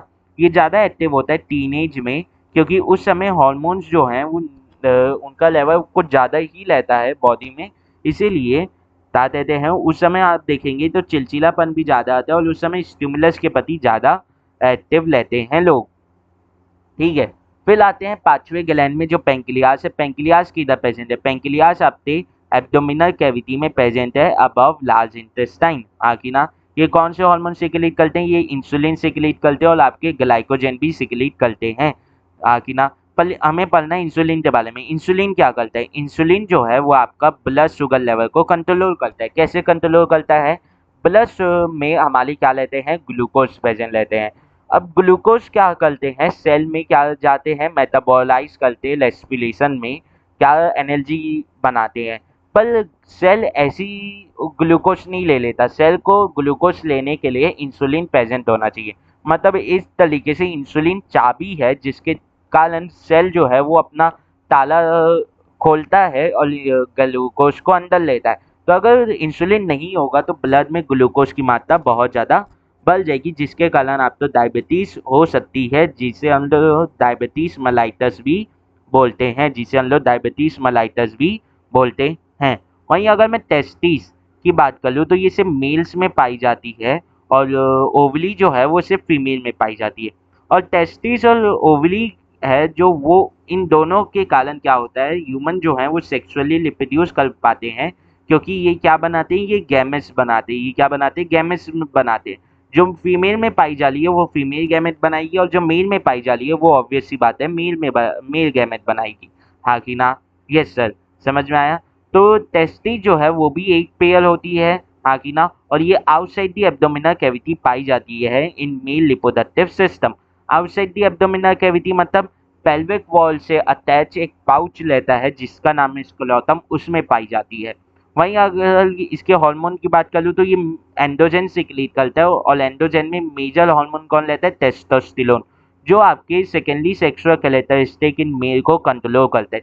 सेकेंडरी सेक्सुअल कैरेक्टरिस्टिक मतलब जैसे आपका मसल ग्रोथ होना, फेशियल हेयर का ग्रोथ होना, यानी आपके शोल्डर्स का ब्लॉड होना, हैवी वॉइस आ जाना, जो वोकल कॉर्ड है, जो एडम सेप्पल है उसका विजिबल होना, हाँ कि ना। तो जैसे आप देखेंगे कि जो फीमेल जिम जाती है और उन्हें हाई मसल डेंसिटी चाहिए रहती है तो वो टेस्टोस्टेरोन की टेबलेट्स खाती हैं या इंजेक्शन लगवाती हैं, तो टेस्टोस्टेरोन ही मसल ग्रोथ करवाता है। अगर किसी मेल में टेस्टोस्टेरोन की भारी कमी है तो वो मसल ग्रोथ नहीं कर पाएगा। अब ओवली की बात करूँ तो ओवली भी बस एक ही पेयर प्रेजेंट रहती है, किधर? ये आपके पेल्विक कैविटी में प्रेजेंट रहती है इन फीमेल रिप्रोडक्टिव सिस्टम। ये भी तो बहुत से हार्मोन रिलीज करती है जैसे हिस्टोजन, प्रोजेस्टेरॉन, रिलैक्सिन, इन्हीं बिन भी रिलीज करती है। पर बता देते हैं इसमें अल्लो तो पढ़ना है ईस्ट्रोजन के बारे में। ईस्ट्रोजन जो है वो आपके सेकेंडरी सेक्सुअल कैरेक्टरिस्टिक को कंट्रोल करता है, आपके सेकेंडरी सेक्सुअल कैरेक्टरिस्टिक को कंट्रोल करता है। फीमेल में सेकेंडरी सेक्सुअल कैरेक्टरिस्टिक क्या होंगी थी? फेशियल हेयर्स ना है, आपके जो हिप्स हैं और शोल्डर्स हैं वो बता देते हैं लाउंड हो जाए, हिप्स में कर्वीनेस आ जाए, आपके जो शोल्डर्स हैं वो लाउंड हो जाए, हाँ कि ना। आपकी जो वॉइस है वो हाई पिच की हो जाए, आप में ब्लेस डेवलपमेंट हो जाए, हाँ कि ना। ब्लेस में फैट का डिपोजिशन हो, हाँ कि ना। समझ में आया? वो तो एक्चुअल में जेनेटिक्स के ऊपर डिपेंड करता है कि ब्लेस में कितना फैट का डिपोजिशन होगा, और फैट का डिपोजिशन ही ब्लेस साइज को डिनोट करता है, हाँ कि ना। Yes sir. अब ये फीडबैक मैकेनिज्म भी काम करता है। फीडबैक मैकेनिज्म क्या होता है बेसिकली समझो। क्या होता है बेसिकली समझने की बात है कि हम लोग को क्या होता है कि हम लोग तो कंट्रोल रखना है सभी चीज़ों के ऊपर, तो ग्लैंड्स के ऊपर भी, उनके सिक्रीशंस के ऊपर भी कंट्रोल लेना चाहिए, कोऑर्डिनेशन लेना चाहिए। तो वहाँ पे फीडबैक मैकेनिज्म आता है। मैंने बोला कि pituitary gland master of all gland है और ये बता देते हैं बेसिकली सभी ग्लैंड तो आदेश देता है कि आप अपना हार्मोन बनाएं। तो कैसे देता है? ये सभी ग्लैंड्स के लिए स्पेसिफिक हार्मोन सिक्रीट करता है। तो अगर ये उस स्पेसिफिक हार्मोन, तो जैसे थाइरॉइड ग्लैंड के लिए थाइरोक्सिन रिलीजिन हार्मोन ये सिक्रीट करता है, टीआरएच बोलते हैं जिसे। तो अगर थाइरोक्सिन रिलीजिन हार्मोन ज़्यादा सिक्रीट होगा तो थाइरॉइड ग्लैंड ज़्यादा काम करेगा, थाइरोक्सिन ज़्यादा बनेगा। पर बॉडी में क्या ज़्यादा थाइरोक्सिन की नॉर्मल कंडीशन में ज़रूरत है? आंसर है नहीं। जब ज़रूरत होगी तब करेगा। तब एक फीडबैक आना चाहिए कि हाँ सर ज़्यादा ज़रूरत है तो आप ज़्यादा रिलीज़ करें, या बॉडी बोलेगी कि नहीं कम ज़रूरत है तो आप कम रिलीज़ करें। तो यहाँ पे बॉडी के जो ऑर्गन्स है वो क्या दे लें? वो पिट्यूटरी ग्लैंड, मास्टर ग्लैंड तो क्या दे लें? एक फीडबैक दे लें। एक क्या दे लें? फीडबैक दे लें, हाँ कि ना। Yes sir. तो पिट्यूटरी ग्लैंड तो मास्टर ग्लैंड भी बोला जाता है या मास्टर ऑफ ऑल ग्लैंड, ये एक्ट करता है फीडबैक मैकेनिज्म में, जिसमें ये सेंड करता है signal to other gland and install their work according to the chemical coordination. Chemical coordination जैसे इसे सिग्नल मिलते हैं उस हिसाब से ये उन्हें इंस्टॉल करता है। और दो हार्मोन बच गए, वो कौन से हैं? वो हैं आपके हाइपोथैलेमस। वो है कौन है? आपके हाइपोथैलेमस, जो किधर लोकेटेड है? वो आपके ब्रेन में लोकेटेड है। ये है असल में मास्टर ऑफ ऑल ग्लैंड। ये असल में क्या है? Master of master gland. Master of all gland कौन है? Pituitary gland. पर मास्टर ऑफ मास्टर ग्लैंड मतलब ये पिट्यूटरी ग्लैंड के ऊपर नजर रखने वाला है, ये पिट्यूटरी ग्लैंड के ऊपर नजर रखता है। पिट्यूटरी ग्लैंड कौन सा हार्मोन रिलीज करेगा? जैसे थाइरोक्सिन रिलीजन हार्मोन, तो उसके लिए भी बता देते हैं पहले से सिग्नल आएगा किससे? हाइपोथैलेमस से। किसके पास? पिट्यूटरी ग्लैंड के पास। तो फिर सर हाइपोथैलेमस को क्यों नहीं बोल दिया मास्टर ऑफ ऑल ग्लैंड? तो दी पहले हाइपोथैलेमस का पता नहीं चला था, हाँ कि ना। तो क्या हुआ था, ऐसे ब्रेन में थैलेमस के नीचे वाले स्ट्रक्चर को बस हाइपोथैलेमस बोल दिए थे, उसका फंक्शन पता नहीं चला था। और पिट्यूटरी ग्लैंड का पता चल गया था तो उसे बोल दिए थे मास्टर ऑफ ऑल ग्लैंड। अब पता चला कि ये जो थैलेमस के नीचे वाला स्ट्रक्चर है ब्रेन में, ये तो हाइपोथैलेमस है। तो फिर ध्यान आया कि चलो इसे मास्टर ऑफ मास्टर ग्लैंड लग देते हैं इसका नाम। अब ये कौन सा हार्मोन सिक्रीट करता है? ये मास्टर हार्मोन सिक्रीट करता है। मास्टर हार्मोन क्या करता है? पिट्यूटरी ग्लैंड के अलोंग काम करता है, उसे इंस्ट्रक्ट करता है, हाँ कि ना। Yes sir. और इंटरनल बैलेंस हमारी बॉडी में बनाए रखता है। कैसे? फीडबैक मैकेनिज्म के थ्रू। ऑब्वियस सी बात है पिट्यूटरी ग्लैंड से इसे फीडबैक आता है, हाँ कि ना। Yes sir. यह बॉडी ऑर्गन से इसे फीडबैक आता है, हाँ कि ना। दूसरा है थाइमस ग्लैंड। ये आपके अपर चेस्ट रीजन में नियर टू हार्ट प्रेजेंट रहता है और ये थाइमोसिन हार्मोन सिक्रीट करता है। थाइमोसिन हार्मोन हमारी बॉडी में एक क्रूशियल रोल परफॉर्म करता है इम्यून सिस्टम को कंट्रोल करने का और डिजीज के अगेंस्ट फाइट करने का। हाँ कि ना। तो इन्फेंट्स में जो थाइमोसिन हार्मोन है वो बहुत छोटा रहता है, इसीलिए उनकी बता देते हैं वीक इम्यूनिटी रहती है। अगर आप थाइमोसिन हार्मोन के बारे में देखें तो ये इन्फेंट्स में छोटा, फिर टीनेज में तो बड़ा, अडल्ट में बड़ा, फिर वापस से ये एज के साथ छोटा होते जाता है, डीजनरेट करने लगता है। इसीलिए आप देखेंगे तो इन्फेंट्स और जो वो हैं ओल्ड एज, इनकी जो इम्यूनिटी है वो बहुत ज़्यादा कम रहती है। हाँ कि ना। Yes sir. अब आते हैं बता देते हैं नर्वस सिस्टम के ऊपर। हम लोग ने तो ह्यूमन में एंडोक्राइन सिस्टम के बारे में बात कर ली, अब हमें बात करनी है नर्वस सिस्टम के बारे में। तो ह्यूमंस में नर्वस सिस्टम जो है, अगर हम ह्यूमन की बॉडी देखें, अगर मैं एक ह्यूमन की बॉडी बनाऊं, ये ह्यूमन का हाथ हो गया, ये ह्यूमन का पैर हो गया, ठीक है, हो गया। तो यहाँ पे अगर मैं एक बॉडी एक्सिस बनाऊं, अगर मैं एक बॉडी एक्सिस बनाऊं तो वो बॉडी एक्सिस ऐसे, अरे कहाँ बना रहा हूँ यार, हाथ स्लिप।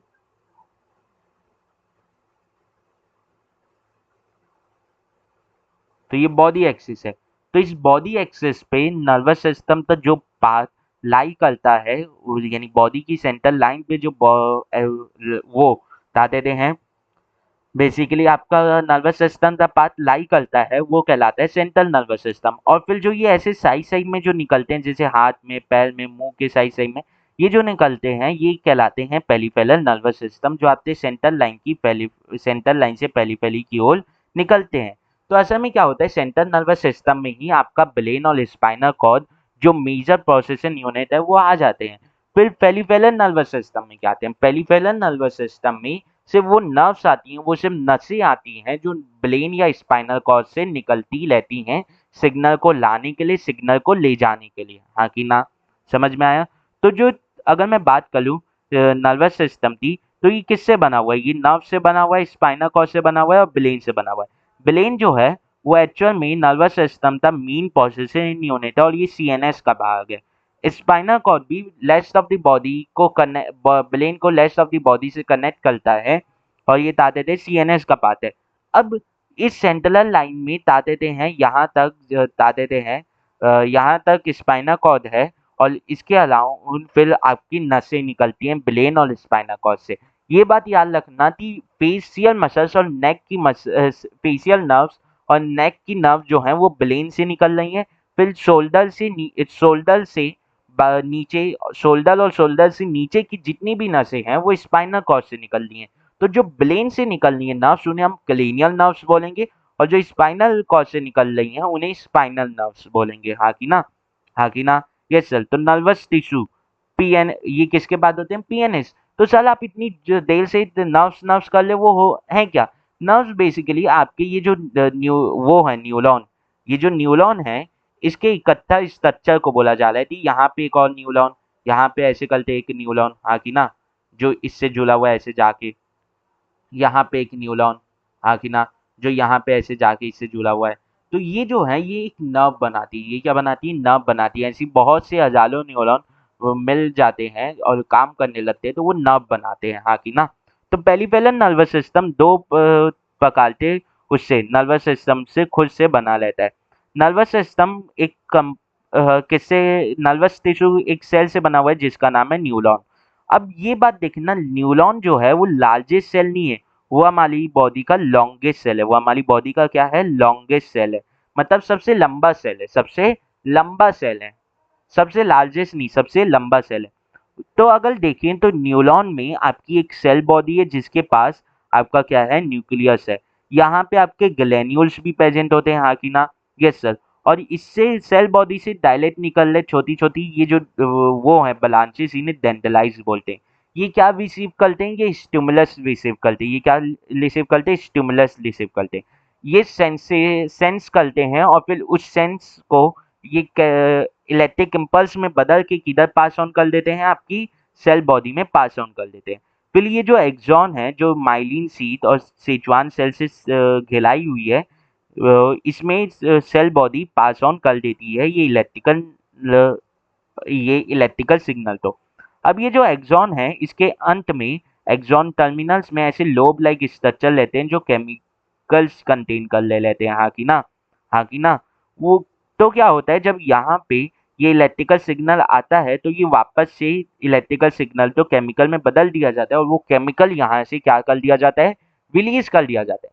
अब यहाँ से जो केमिकल रिलीज हुआ वो इसके पीछे प्रेजेंट दूसरे जो न्यूरॉन है उसके द्वारा ले लिया जाता है, उसके द्वारा ले लिया जाता है। फिर उसके डेंड्राइट्स क्या करते हैं, उसे इलेक्ट्रिकल इम्पल्स में करते हैं। इलेक्ट्रिकल इम्पल्स तो सेल बॉडी से एक्सॉन, एक्सॉन से एक्सॉन टर्मिनल, फिर एक्सॉन टर्मिनल से वापस से न्यूरोट्रांसमीटर जो एक केमिकल है उसमें बदल के दूसरे न्यूरॉन तो सिग्नल पास ऑन कर दिया जाता है।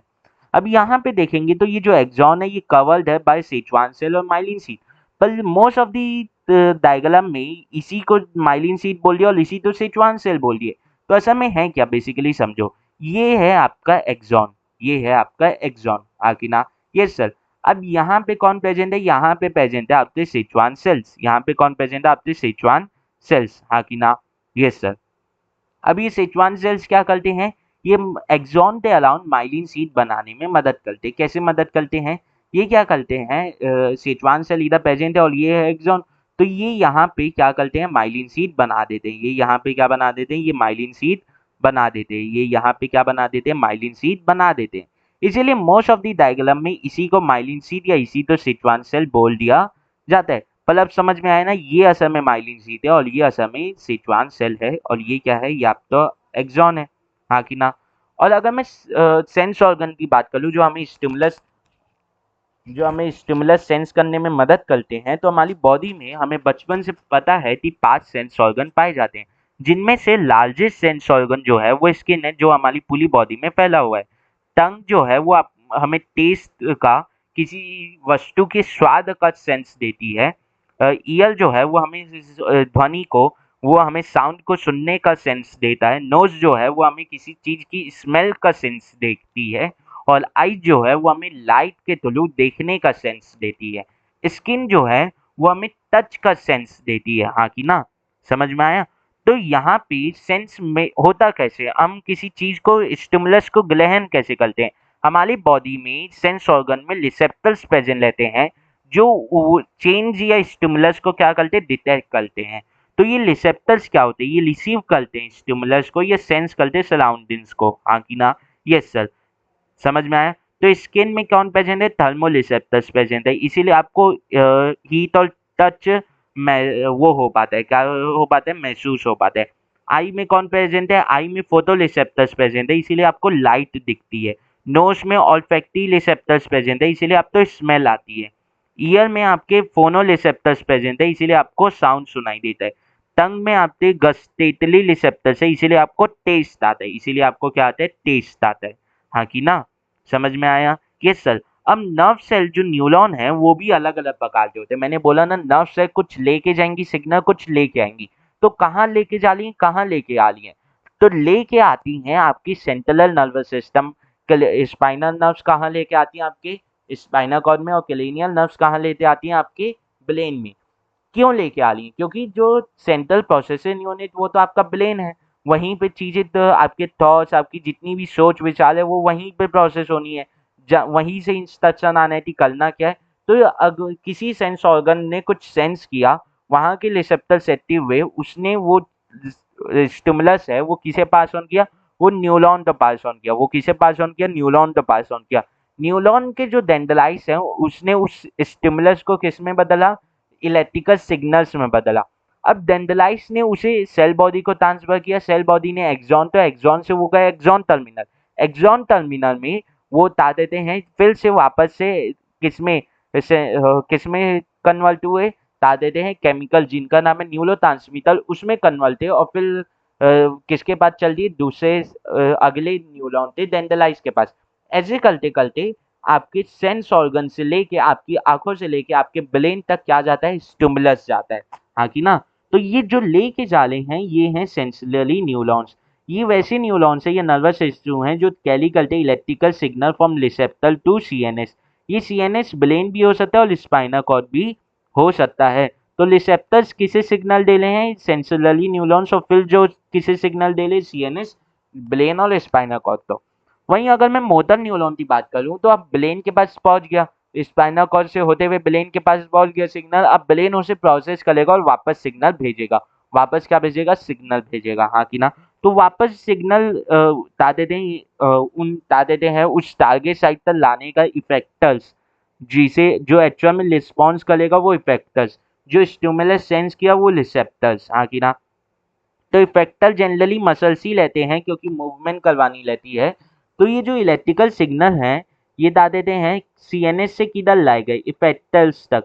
किसके द्वारा? मोटर न्यूरॉन्स के द्वारा। किसके द्वारा? मोटर न्यूरॉन्स के द्वारा लाए गए, हाँ कि ना। हाँ कि ना, यस सर। अब कुछ लेते हैं विले न्यूरॉन, जिन्हें हम एसोसिएटिव न्यूरॉन बोलते हैं। क्या होता है बेसिकली? ये ऐसे न्यूरॉन हैं जो आपके ब्रेन के अंदर प्रेजेंट रहते हैं। ये किसे कनेक्ट करते हैं बेसिकली? क्या हुआ थी, सेंसरली जो न्यूरॉन है वो आके सिग्नल दिए ब्रेन को। अब यहाँ पे मोटर न्यूरॉन है तो दोनों के बीच में एक न्यूरॉन प्रेजेंट होना चाहिए, कम्युनिकेशन थे, वो नर्व फाइबर प्रेजेंट होना चाहिए दोनों के बीच में। तो ये जो नर्व फाइबर दोनों के बीच में प्रेजेंट है यही असल में आपके विले न्यूरॉन है, हाँ कि ना। तो रिसेप्टर्स ने सिग्नल दिया सेंसरली न्यूरॉन, तो जो लाए आपके ब्रेन तक, जो सिग्नल आया आपके ब्रेन में आपके प्रेजेंट है विले न्यूरॉन, जिसने रिस्पॉन्ड किया विथ ताते थे रेस्पॉन्ड का सिग्नल भेजा मोटर न्यूरॉन तो, और इस मोटर न्यूरॉन ने उस रेस्पॉन्स सिग्नल को कहाँ तक कैली किया? इफेक्टर तक कैली किया।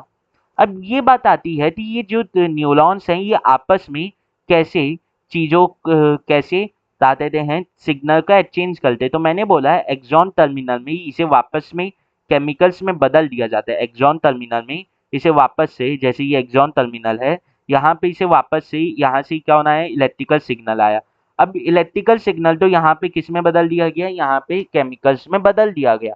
पर कैसे बदला जाता है वो समझने की बात है, वो कैसे बदला जाता है वो समझने की बात है। अब मैं एक्सॉन टर्मिनल बनाता हूँ, बेसिकली समझो। यहाँ पे जो एक डेंड्राइट यानी बगल वाले न्यूरॉन, अगले न्यूरॉन और इस न्यूरॉन के बीच, इस न्यूरॉन के एक्सॉन टर्मिनल और अगले वाले न्यूरॉन के डेंड्राइट के बीच में जो ये एसोसिएशन बना है इसी तो बोलते हैं साइनेप्स। और इसी के थ्रू एक न्यूरॉन से दूसरे न्यूरॉन क्या होता है? सिग्नल ट्रांसफर होते हैं। इसमें होता क्या है? मान लो ये है एक्सॉन टर्मिनल, ये क्या है? एक्सॉन टर्मिनल, हाँ कि ना। तो यहाँ पे ये प्रेजेंट है डेंड्राइट्स, यहाँ पे ये कौन प्रेजेंट है? डेंड्राइट्स प्रेजेंट है इस न्यूरॉन पे, हाँ कि ना। यस सर, यहाँ पे ये क्या कर रहा हूँ? बला करके बना रहा हूँ, हाँ कि ना। यस सर, समझ में आए? ठीक है। अब क्या होता है, यहाँ से कौन आया? इलेक्ट्रिकल सिग्नल आया। अब ये 11th में पढ़ लेता है तो यहाँ पे क्या चेंजेस आते हैं, पर अभी के लिए समझ लो कि यहाँ पे क्या लेते हैं? छोटे छोटे वेसिकल्स लेते हैं। यहाँ पे कौन लेते हैं? छोटे छोटे वेसिकल्स लेते हैं जो कंटेन करते हैं केमिकल्स, न्यूरोट्रांसमीटर। और जैसे ही ये इलेक्ट्रिकल सिग्नल आया ये केमिकल यहाँ पे डंप कर दिए जाते हैं। अब ये बताओ, जब किसी जगह आप डंप कर दोगे बॉडी में और वहां पे कुछ नहीं लगेगा, हवा लगेगा, तो क्या जरूरी है ये केमिकल्स यहाँ पहुंचे? आंसर है नहीं। तो इसीलिए ये जो एरिया है, ये जो क्लेफ्ट है, ये जो बीच में ग्लूव है, ये किससे बना रहता है? ये फ्लूइड फिल कैविटी रहती है। ये क्या रहती है? फ्लूइड फिल कैविटी रहती है। ये क्या रहती है? फ्लूइड फिल्ड कैविटी रहती है, जिसे आप साइनेप्टिक क्लेफ्ट बोलते हैं। अब साइनेप्टिक क्लेफ्ट अगले साइड क्या रहता है? अगले साइड रहता है आपका डेंड्राइट का वो बता देते हैं पाथ, और डेंड्राइट के पाथ में आपके रिसेप्टर्स प्रेजेंट रहते हैं। ये रिसेप्टर्स क्या करते हैं? इन केमिकल्स को सेंस कर लेते हैं और वापस से इन्हें किस में बदल देते हैं? केमिकल्स से इन्हें किस में बदल देते हैं? Electrical signal. इसे किस में बदल देते हैं? इलेक्ट्रिकल सिग्नल में बदल देते हैं। तो साइनेप्सिस बना कैसे? साइनेप्सिस बनता है तीन चीजों से। एक होता है आपका फ्लूइड फिल्ड साइनेप्टिक क्लेफ्ट, एक होता है आपका बता देते हैं axon terminal of previous neuron, और एक होता है आपका डेंड्राइट ऑफ नेक्स्ट न्यूरॉन, हाँ कि ना।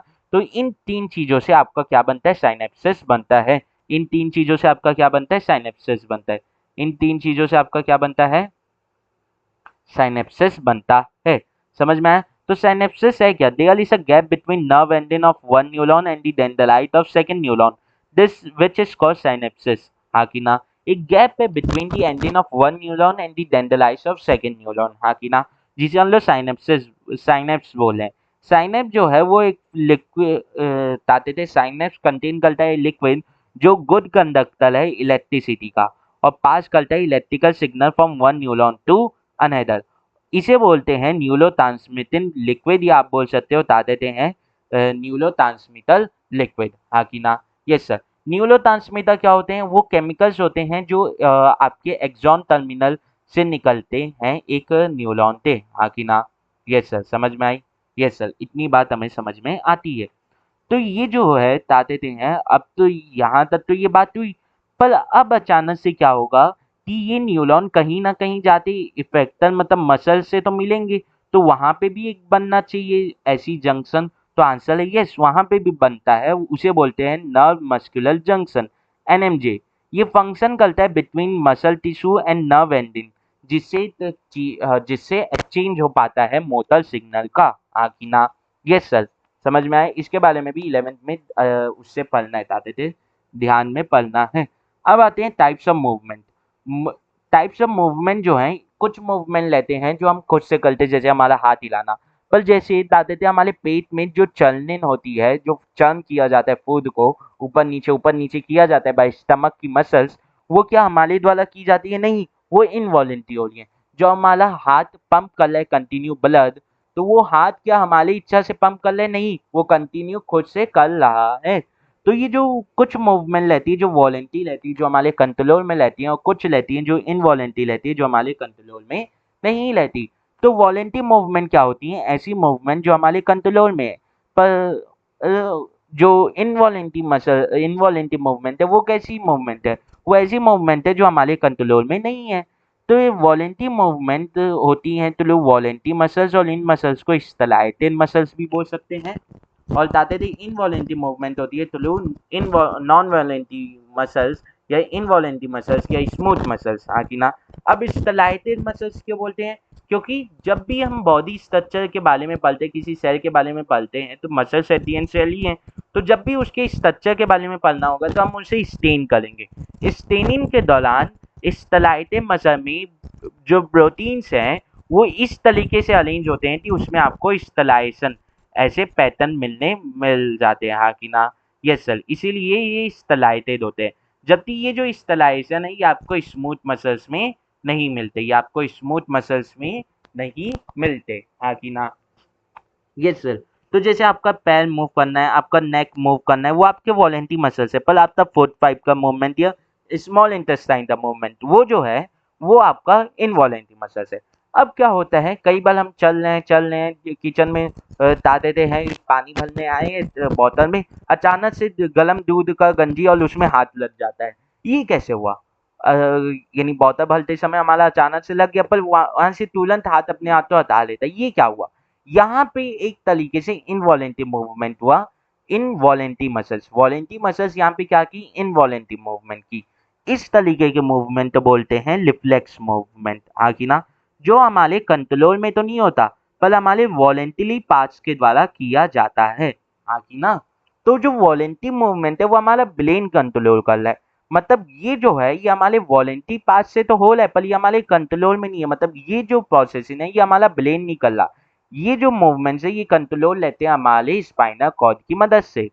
अब ये ऊपर की जो मैंने मूवमेंट बताया, वॉलेंटरी मूवमेंट हो चाहे इनवॉलेंटरी मूवमेंट हो, ये दोनों जो हैं ये ब्रेन के द्वारा किए जा रहे हैं कंट्रोल। पर जो रिफ्लेक्स मूवमेंट है वो किसके द्वारा कंट्रोल किया जा रहा है? वो ब्रेन के द्वारा कंट्रोल किया जा रहा है। अब यहाँ पे जो रिफ्लेक्स मूवमेंट में जो सिग्नल ट्रांसफर होता है वो नर्व से होता है, फिर वापस से मसल्स पे इफेक्टर पे आता है। तो ये जो पाथ है, पाथवे ऑफ सिग्नल है, इसे बोलते हैं रिफ्लेक्स आर्ट, कि ना? जिससे रिफ्लेक्स एक्शन होता है, इसे क्या बोला जाता है? रिफ्लेक्स आर्क बोला जाता है। पेरिफेरल नर्वस सिस्टम में आपके क्रेनियल नर्व्स है, स्पाइनल नर्व्स है। तो क्रेनियल नर्व्स हमारी बॉडी में कितने लेते हैं? 12 पेयर, 12 पेयर, कि ना? समझ में आया? 12 पेयर। और ये कितने लेते हैं? 36 पेयर। ये कितने लेते हैं? 36 पेयर। टोटल नंबर ये कितने हैं? 72। और टोटल नंबर ये कितने हैं? 24। पर पेयर में कितने? 12। और ये कितने? 36। ठीक है।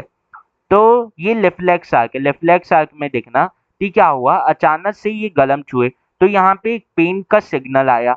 अब क्या होगा, यहाँ से सेंसरली न्यूरॉन लेते गए किधर? To spinal cord. अब स्पाइनल कॉर्ड से कहते थे सिग्नल जाना था ब्रेन तक, पर स्पाइनल कॉर्ड यहाँ पे समझ लेती है कि यार कि अगर मैं यहाँ पे सिग्नल भेजती हूँ ब्रेन से तो फर्दर डैमेज होने के चांसेस है हमारी इस पाथ में। तो ये क्या करती है, ब्रेन तक सिग्नल भेजने से पहले खुद ही वापस से सिग्नल भेज देती है यहाँ की मसल्स तक, यहाँ के फैक्टर्स तक की हाथ हटा लो, पर क्या इसका जो मेमोरी है वो जाके ब्रेन में स्टोर होता है? आंसर है यस। हमें ये ध्यान लेते हैं कि हमारी बॉडी ऐसे मूव की है, हाँ कि ना? तो ये जाके स्टोर कहाँ हुआ? ये जाके स्टोर हुआ ब्रेन में। पर प्रोसेस कहाँ हुआ? प्रोसेस हुआ आपके स्पाइनल कॉर्ड में, हाँ कि ना? Yes sir. तो अब क्रेनियल नर्व्स के बारे में जान लेते हैं कि ये ओरिजिनेट कहाँ से हो रहे हैं। ये ओरिजिनेट हो रहे हैं ब्रेन से, हाँ कि ना? और फंक्शन कर रहे हैं ऐसा बताते थे सेंट्रल फंक्शन कर रहे हैं पार्ट का। अब वहीं अगर स्पाइनल नर्व्स की बात कर लूँ तो ये स्पाइनल कॉर्ड से ओरिजिनेट हो रहे हैं और ये lower part of the body को कंट्रोल कर रहे हैं। अब आते हैं हमारी बॉडी के मेन फंक्शनल यूनिट के ऊपर जिसका नाम है ब्रेन। ब्रेन जो है वो हमारी बॉडी का एक मेन बॉक्स है, मेन कंट्रोल करने वाला पार्ट है। इसकी लोकेशन क्या है? ये हमारे सेल में जो क्लेनियम है, जो हमारा स्कल है, उसके अंदर लोकेटेड है। अब क्या होता है, ये मान लो ये है हमारा ब्रेन, ये है हमारा ब्रेन। ब्रेन के ऊपर 3 मेनिंजेस की लेयर रहती है, 3 मेनिंजेस की लेयर रहती है, हाँ कि ना? 3 मेनिंजेस की लेयर रहती है, हाँ कि ना? ठीक है। ये 3 मेनिंजेस होती क्या है? ये 3 मेनिंजेस की लेयर है जिनके बीच में फ्लूइड भरा हुआ है, सेरिब्रो स्पाइनल फ्लूइड भरा हुआ है। इस ये क्या करती है?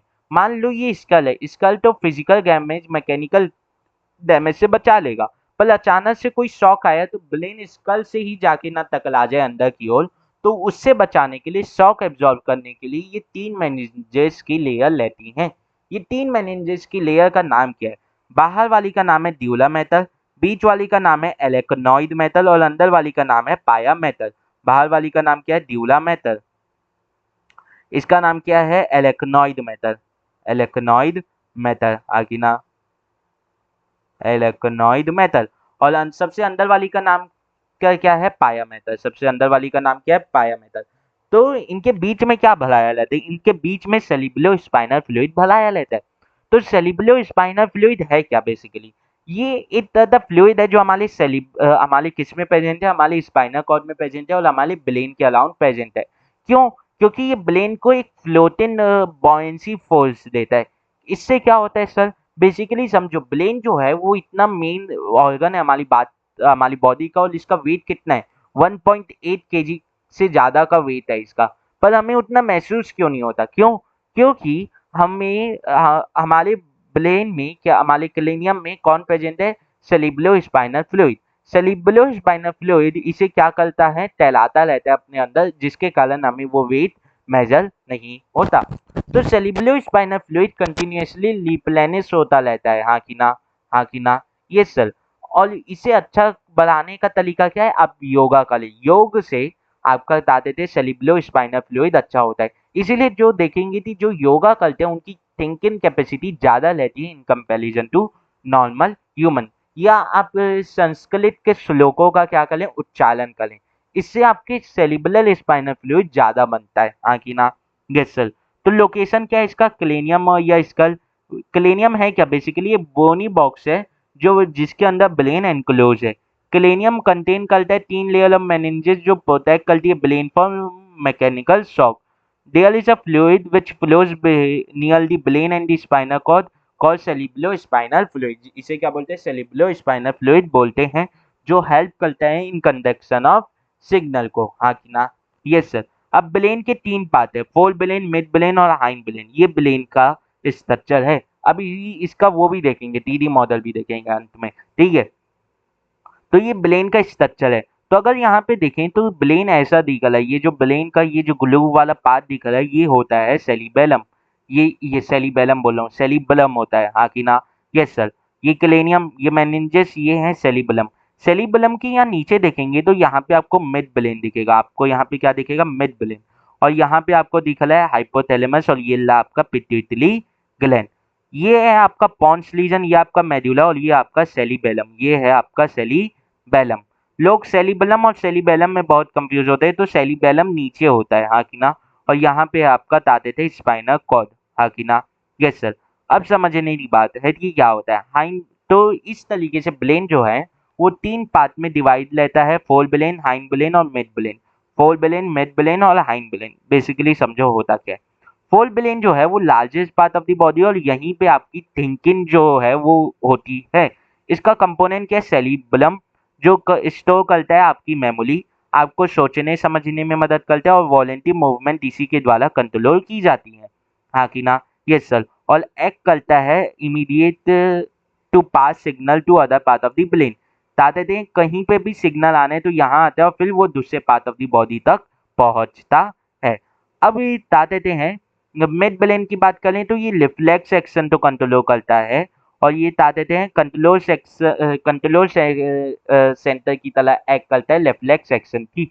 तो सर आपने बोला था कि स्पाइनल कॉर्ड कंट्रोल करता है, तो आंसर है कुछ रिफ्लेक्स एक्शन आपके जो ब्रेन है वो भी कंट्रोल करते हैं। जो क्लेनियन नर्व्स के द्वारा होने वाला रिफ्लेक्सेशन है, यदि अचानक से तेज रोशनी पड़ी तो आपकी आंखें चौंधी आ जाती है, आप आंखें बंद कर लेते हो, तो ये अचानक से रिफ्लेक्स हुआ। तो ये जो है ये आपकी आईलिड की मसल अचानक से रिफ्लेक्स की, ये कौन कंट्रोल कर रहा है? ये आपका मिड ब्रेन ही कंट्रोल कर रहा है। तो हाइंड ब्रेन जो है वो लास्ट पोर्शन ऑफ माइंड है। इसके कंपोनेंट क्या है? सेरिबेलम, पॉन्स और मेडुला। सेरिबेलम जो है वो आपकी बैलेंस एंड पोस्चर तो मेंटेन करने में मदद करता है। पॉन्स जो है वो आपके रेस्पिरेशन में मदद करता है और मेड्यूला जो है वो इनवॉलेंटरी फंक्शन में मदद करता है। मेड्यूला इवेंट क्या कहते हैं? ब्रेन और स्पाइनल कॉर्ड को भी जोड़ता है। ब्रेन और स्पाइनल कॉर्ड को भी क्या करता है? जोड़ता है। हाँ कि ना? Yes sir. समझ में आया? Yes sir. तो अब एट दी लास्ट हमें पढ़ना क्या है? नर्वस सिस्टम और हार्मोनल सिस्टम के बीच का डिफरेंस। नर्वस सिस्टम में देखेंगे तो सिग्नल किसके द्वारा कैरी आउट किया जा रहा है? न्यूरॉन के द्वारा। वहीं अगर हार्मोनल सिस्टम में देखेंगे तो सिग्नल किसके द्वारा कैरी किया जा रहा है? आंसर है ब्लड। वहीं अगर बात कर लो नर्वस सिस्टम की तो इलेक्ट्रिकल फॉर्म में सिग्नल ट्रेवल हो रहा है और हार्मोनल सिस्टम में केमिकल के फॉर्म में जिनका नाम है hormone. Hormonal system relatively slower है in comparison to nervous system. जैसे ही मैं बोल अभी मुझे बोलना है तो क्या मुझे सोचना पड़ रहा है आंसर लेने की? जैसे ही मैं सोच रहा हूँ वैसे ही बोल दे रहा हूँ। क्यों? क्योंकि न्यूरल सिस्टम इतना फास्ट है। हाँ कि ना? इसका इफेक्ट जो है वो टेम्पररी रहता है और लास्ट करता है for short period of time. बल्कि हार्मोनल सिस्टम का जो इफेक्ट है वो लॉन्गर पीरियड ऑफ टाइम तक लास्ट करता है। हाँ कि ना? Yes sir. ठीक है, तो अब ये क्वेश्चन जो क्वेश्चन प्रैक्टिस के सेशन में करेंगे इसका स्क्रीनशॉट ले लो ना। ठीक है, अब तीसरी मॉडल पे स्विच करते हैं ब्लेन के। तो ये देखो, ये है तीसरी मॉडल ब्लेन का। ब्लेन ऐसा कुछ दिखता है, ब्लेन ऐसा कुछ दिखता है। तो अगर देखूं तो ये ऊपर से जो आपको दिख रहा है ना, ये दोनों सेरिबलम है। तो देखो तो ये बीच से ऐसे डिवाइडेड है, इसीलिए बोलते हैं कि सेरिबलम दो सेरिबुलर हेमिस्फीयर में डिवाइडेड है। दो सेरिबुलर हेमिस्फीयर में डिवाइडेड है। तो लोग जो ब्लेन का डायग्राम बनाते हैं ना, वो यहीं से ऐसे काटते हैं और फिर ऐसे साइड से देखते हैं ना, तो जो दिखता है वो बनाते हैं। हाँ कि ना? Yes sir. वरना ब्लेन अगर साइड से देखो तो ऐसा ही दिखेगा। तो ये दो सेरिबुलर हेमिस्फीयर से हमारा ब्लेन बना हुआ है। ये जो है यही major part of the brain बनाता है। इवन बता देते हैं यही thinking part of the brain बनाते हैं। और इधर है तो इधर आपको दिख रहा है ये आपका सेरिबेलम। हाँ कि ना? तो सेरिबेलम भी दो पार्ट में है और ये है आपका मेडुला ऑब्लंगेटा। हाँ कि ना? और ये देखो आपका पॉन्स, ये आपका हाइपोथैलेमस। और यहाँ पे अगर तो जूम करते हुए बने, इतना क्लियर नहीं आ रहा है। हाँ, इतना क्लियर नहीं आ रहा है, वो स्ट्रक्चर नहीं दिया। ठीक है, तो अब काट के दिखाता हूँ यहाँ से। ठीक है, अब वो ऊपर से जो ऐसे दिख रहे थे ना दो हेमिस्फीयर, उसे काटता बीच से तो ऐसे दिख रहा है ब्लेन। अब हम लोग जो डायग्राम बनाते हैं ना, वो ये डायग्राम बनाते हैं। ये आपका हाइंड ब्लेन, ये आपका बता देते हैं। जैसे ये देखो, ये है आपका डायनसेप्लॉन। ठीक है, ये आपका कौन है? ये आपका सेरिबेलम है। ये आपका कौन है? सेरिबेलम है, जो दो हेमिस्फीयर में डिवाइडेड रहता है। वहीं अगर मैं ये देखूं, अरे क्या हो गया? हाँ, हम्म, ये देखो, ये जो लीजन है ये आपका सेरिबेलम है। हाँ कि ना? वहीं अगर मैं इसकी बात करूँ, किसकी? अगर मैं इसकी बात करूँ, बताते थे ये आपका मेडुला ऑब्लंगेटा, ये आपका पॉन्स लीजन। और यहाँ देखो तो ये आपका पिट्यूटरी और ये आपका हाइपोथैलेमस। हाँ कि ना? और ये आपका हाइंड। समझ में आया? ठीक है, समझ में आया? Yes sir. अब ये बात समझनी है कि ये बता देते हैं दोनों सेरिबुलर हेमिस्फीयर आपस में एक स्टॉक लाइक स्ट्रक्चर से जुड़े रहते हैं, जो काटने के बाद नहीं दिखती। समझ में आया? यस सर, जो काटने के बाद नहीं दिखती। ठीक है, समझ में आई इतनी बात? Yes sir. ठीक है, तो यहीं पे चैप्टर एंड होता है। ठीक है, तो जयराम जी की इसका प्रैक्टिस सेशन आएगा। लाइव लाइव प्रोसेसेस नहीं देखा होगा तो वो भी देख लेना।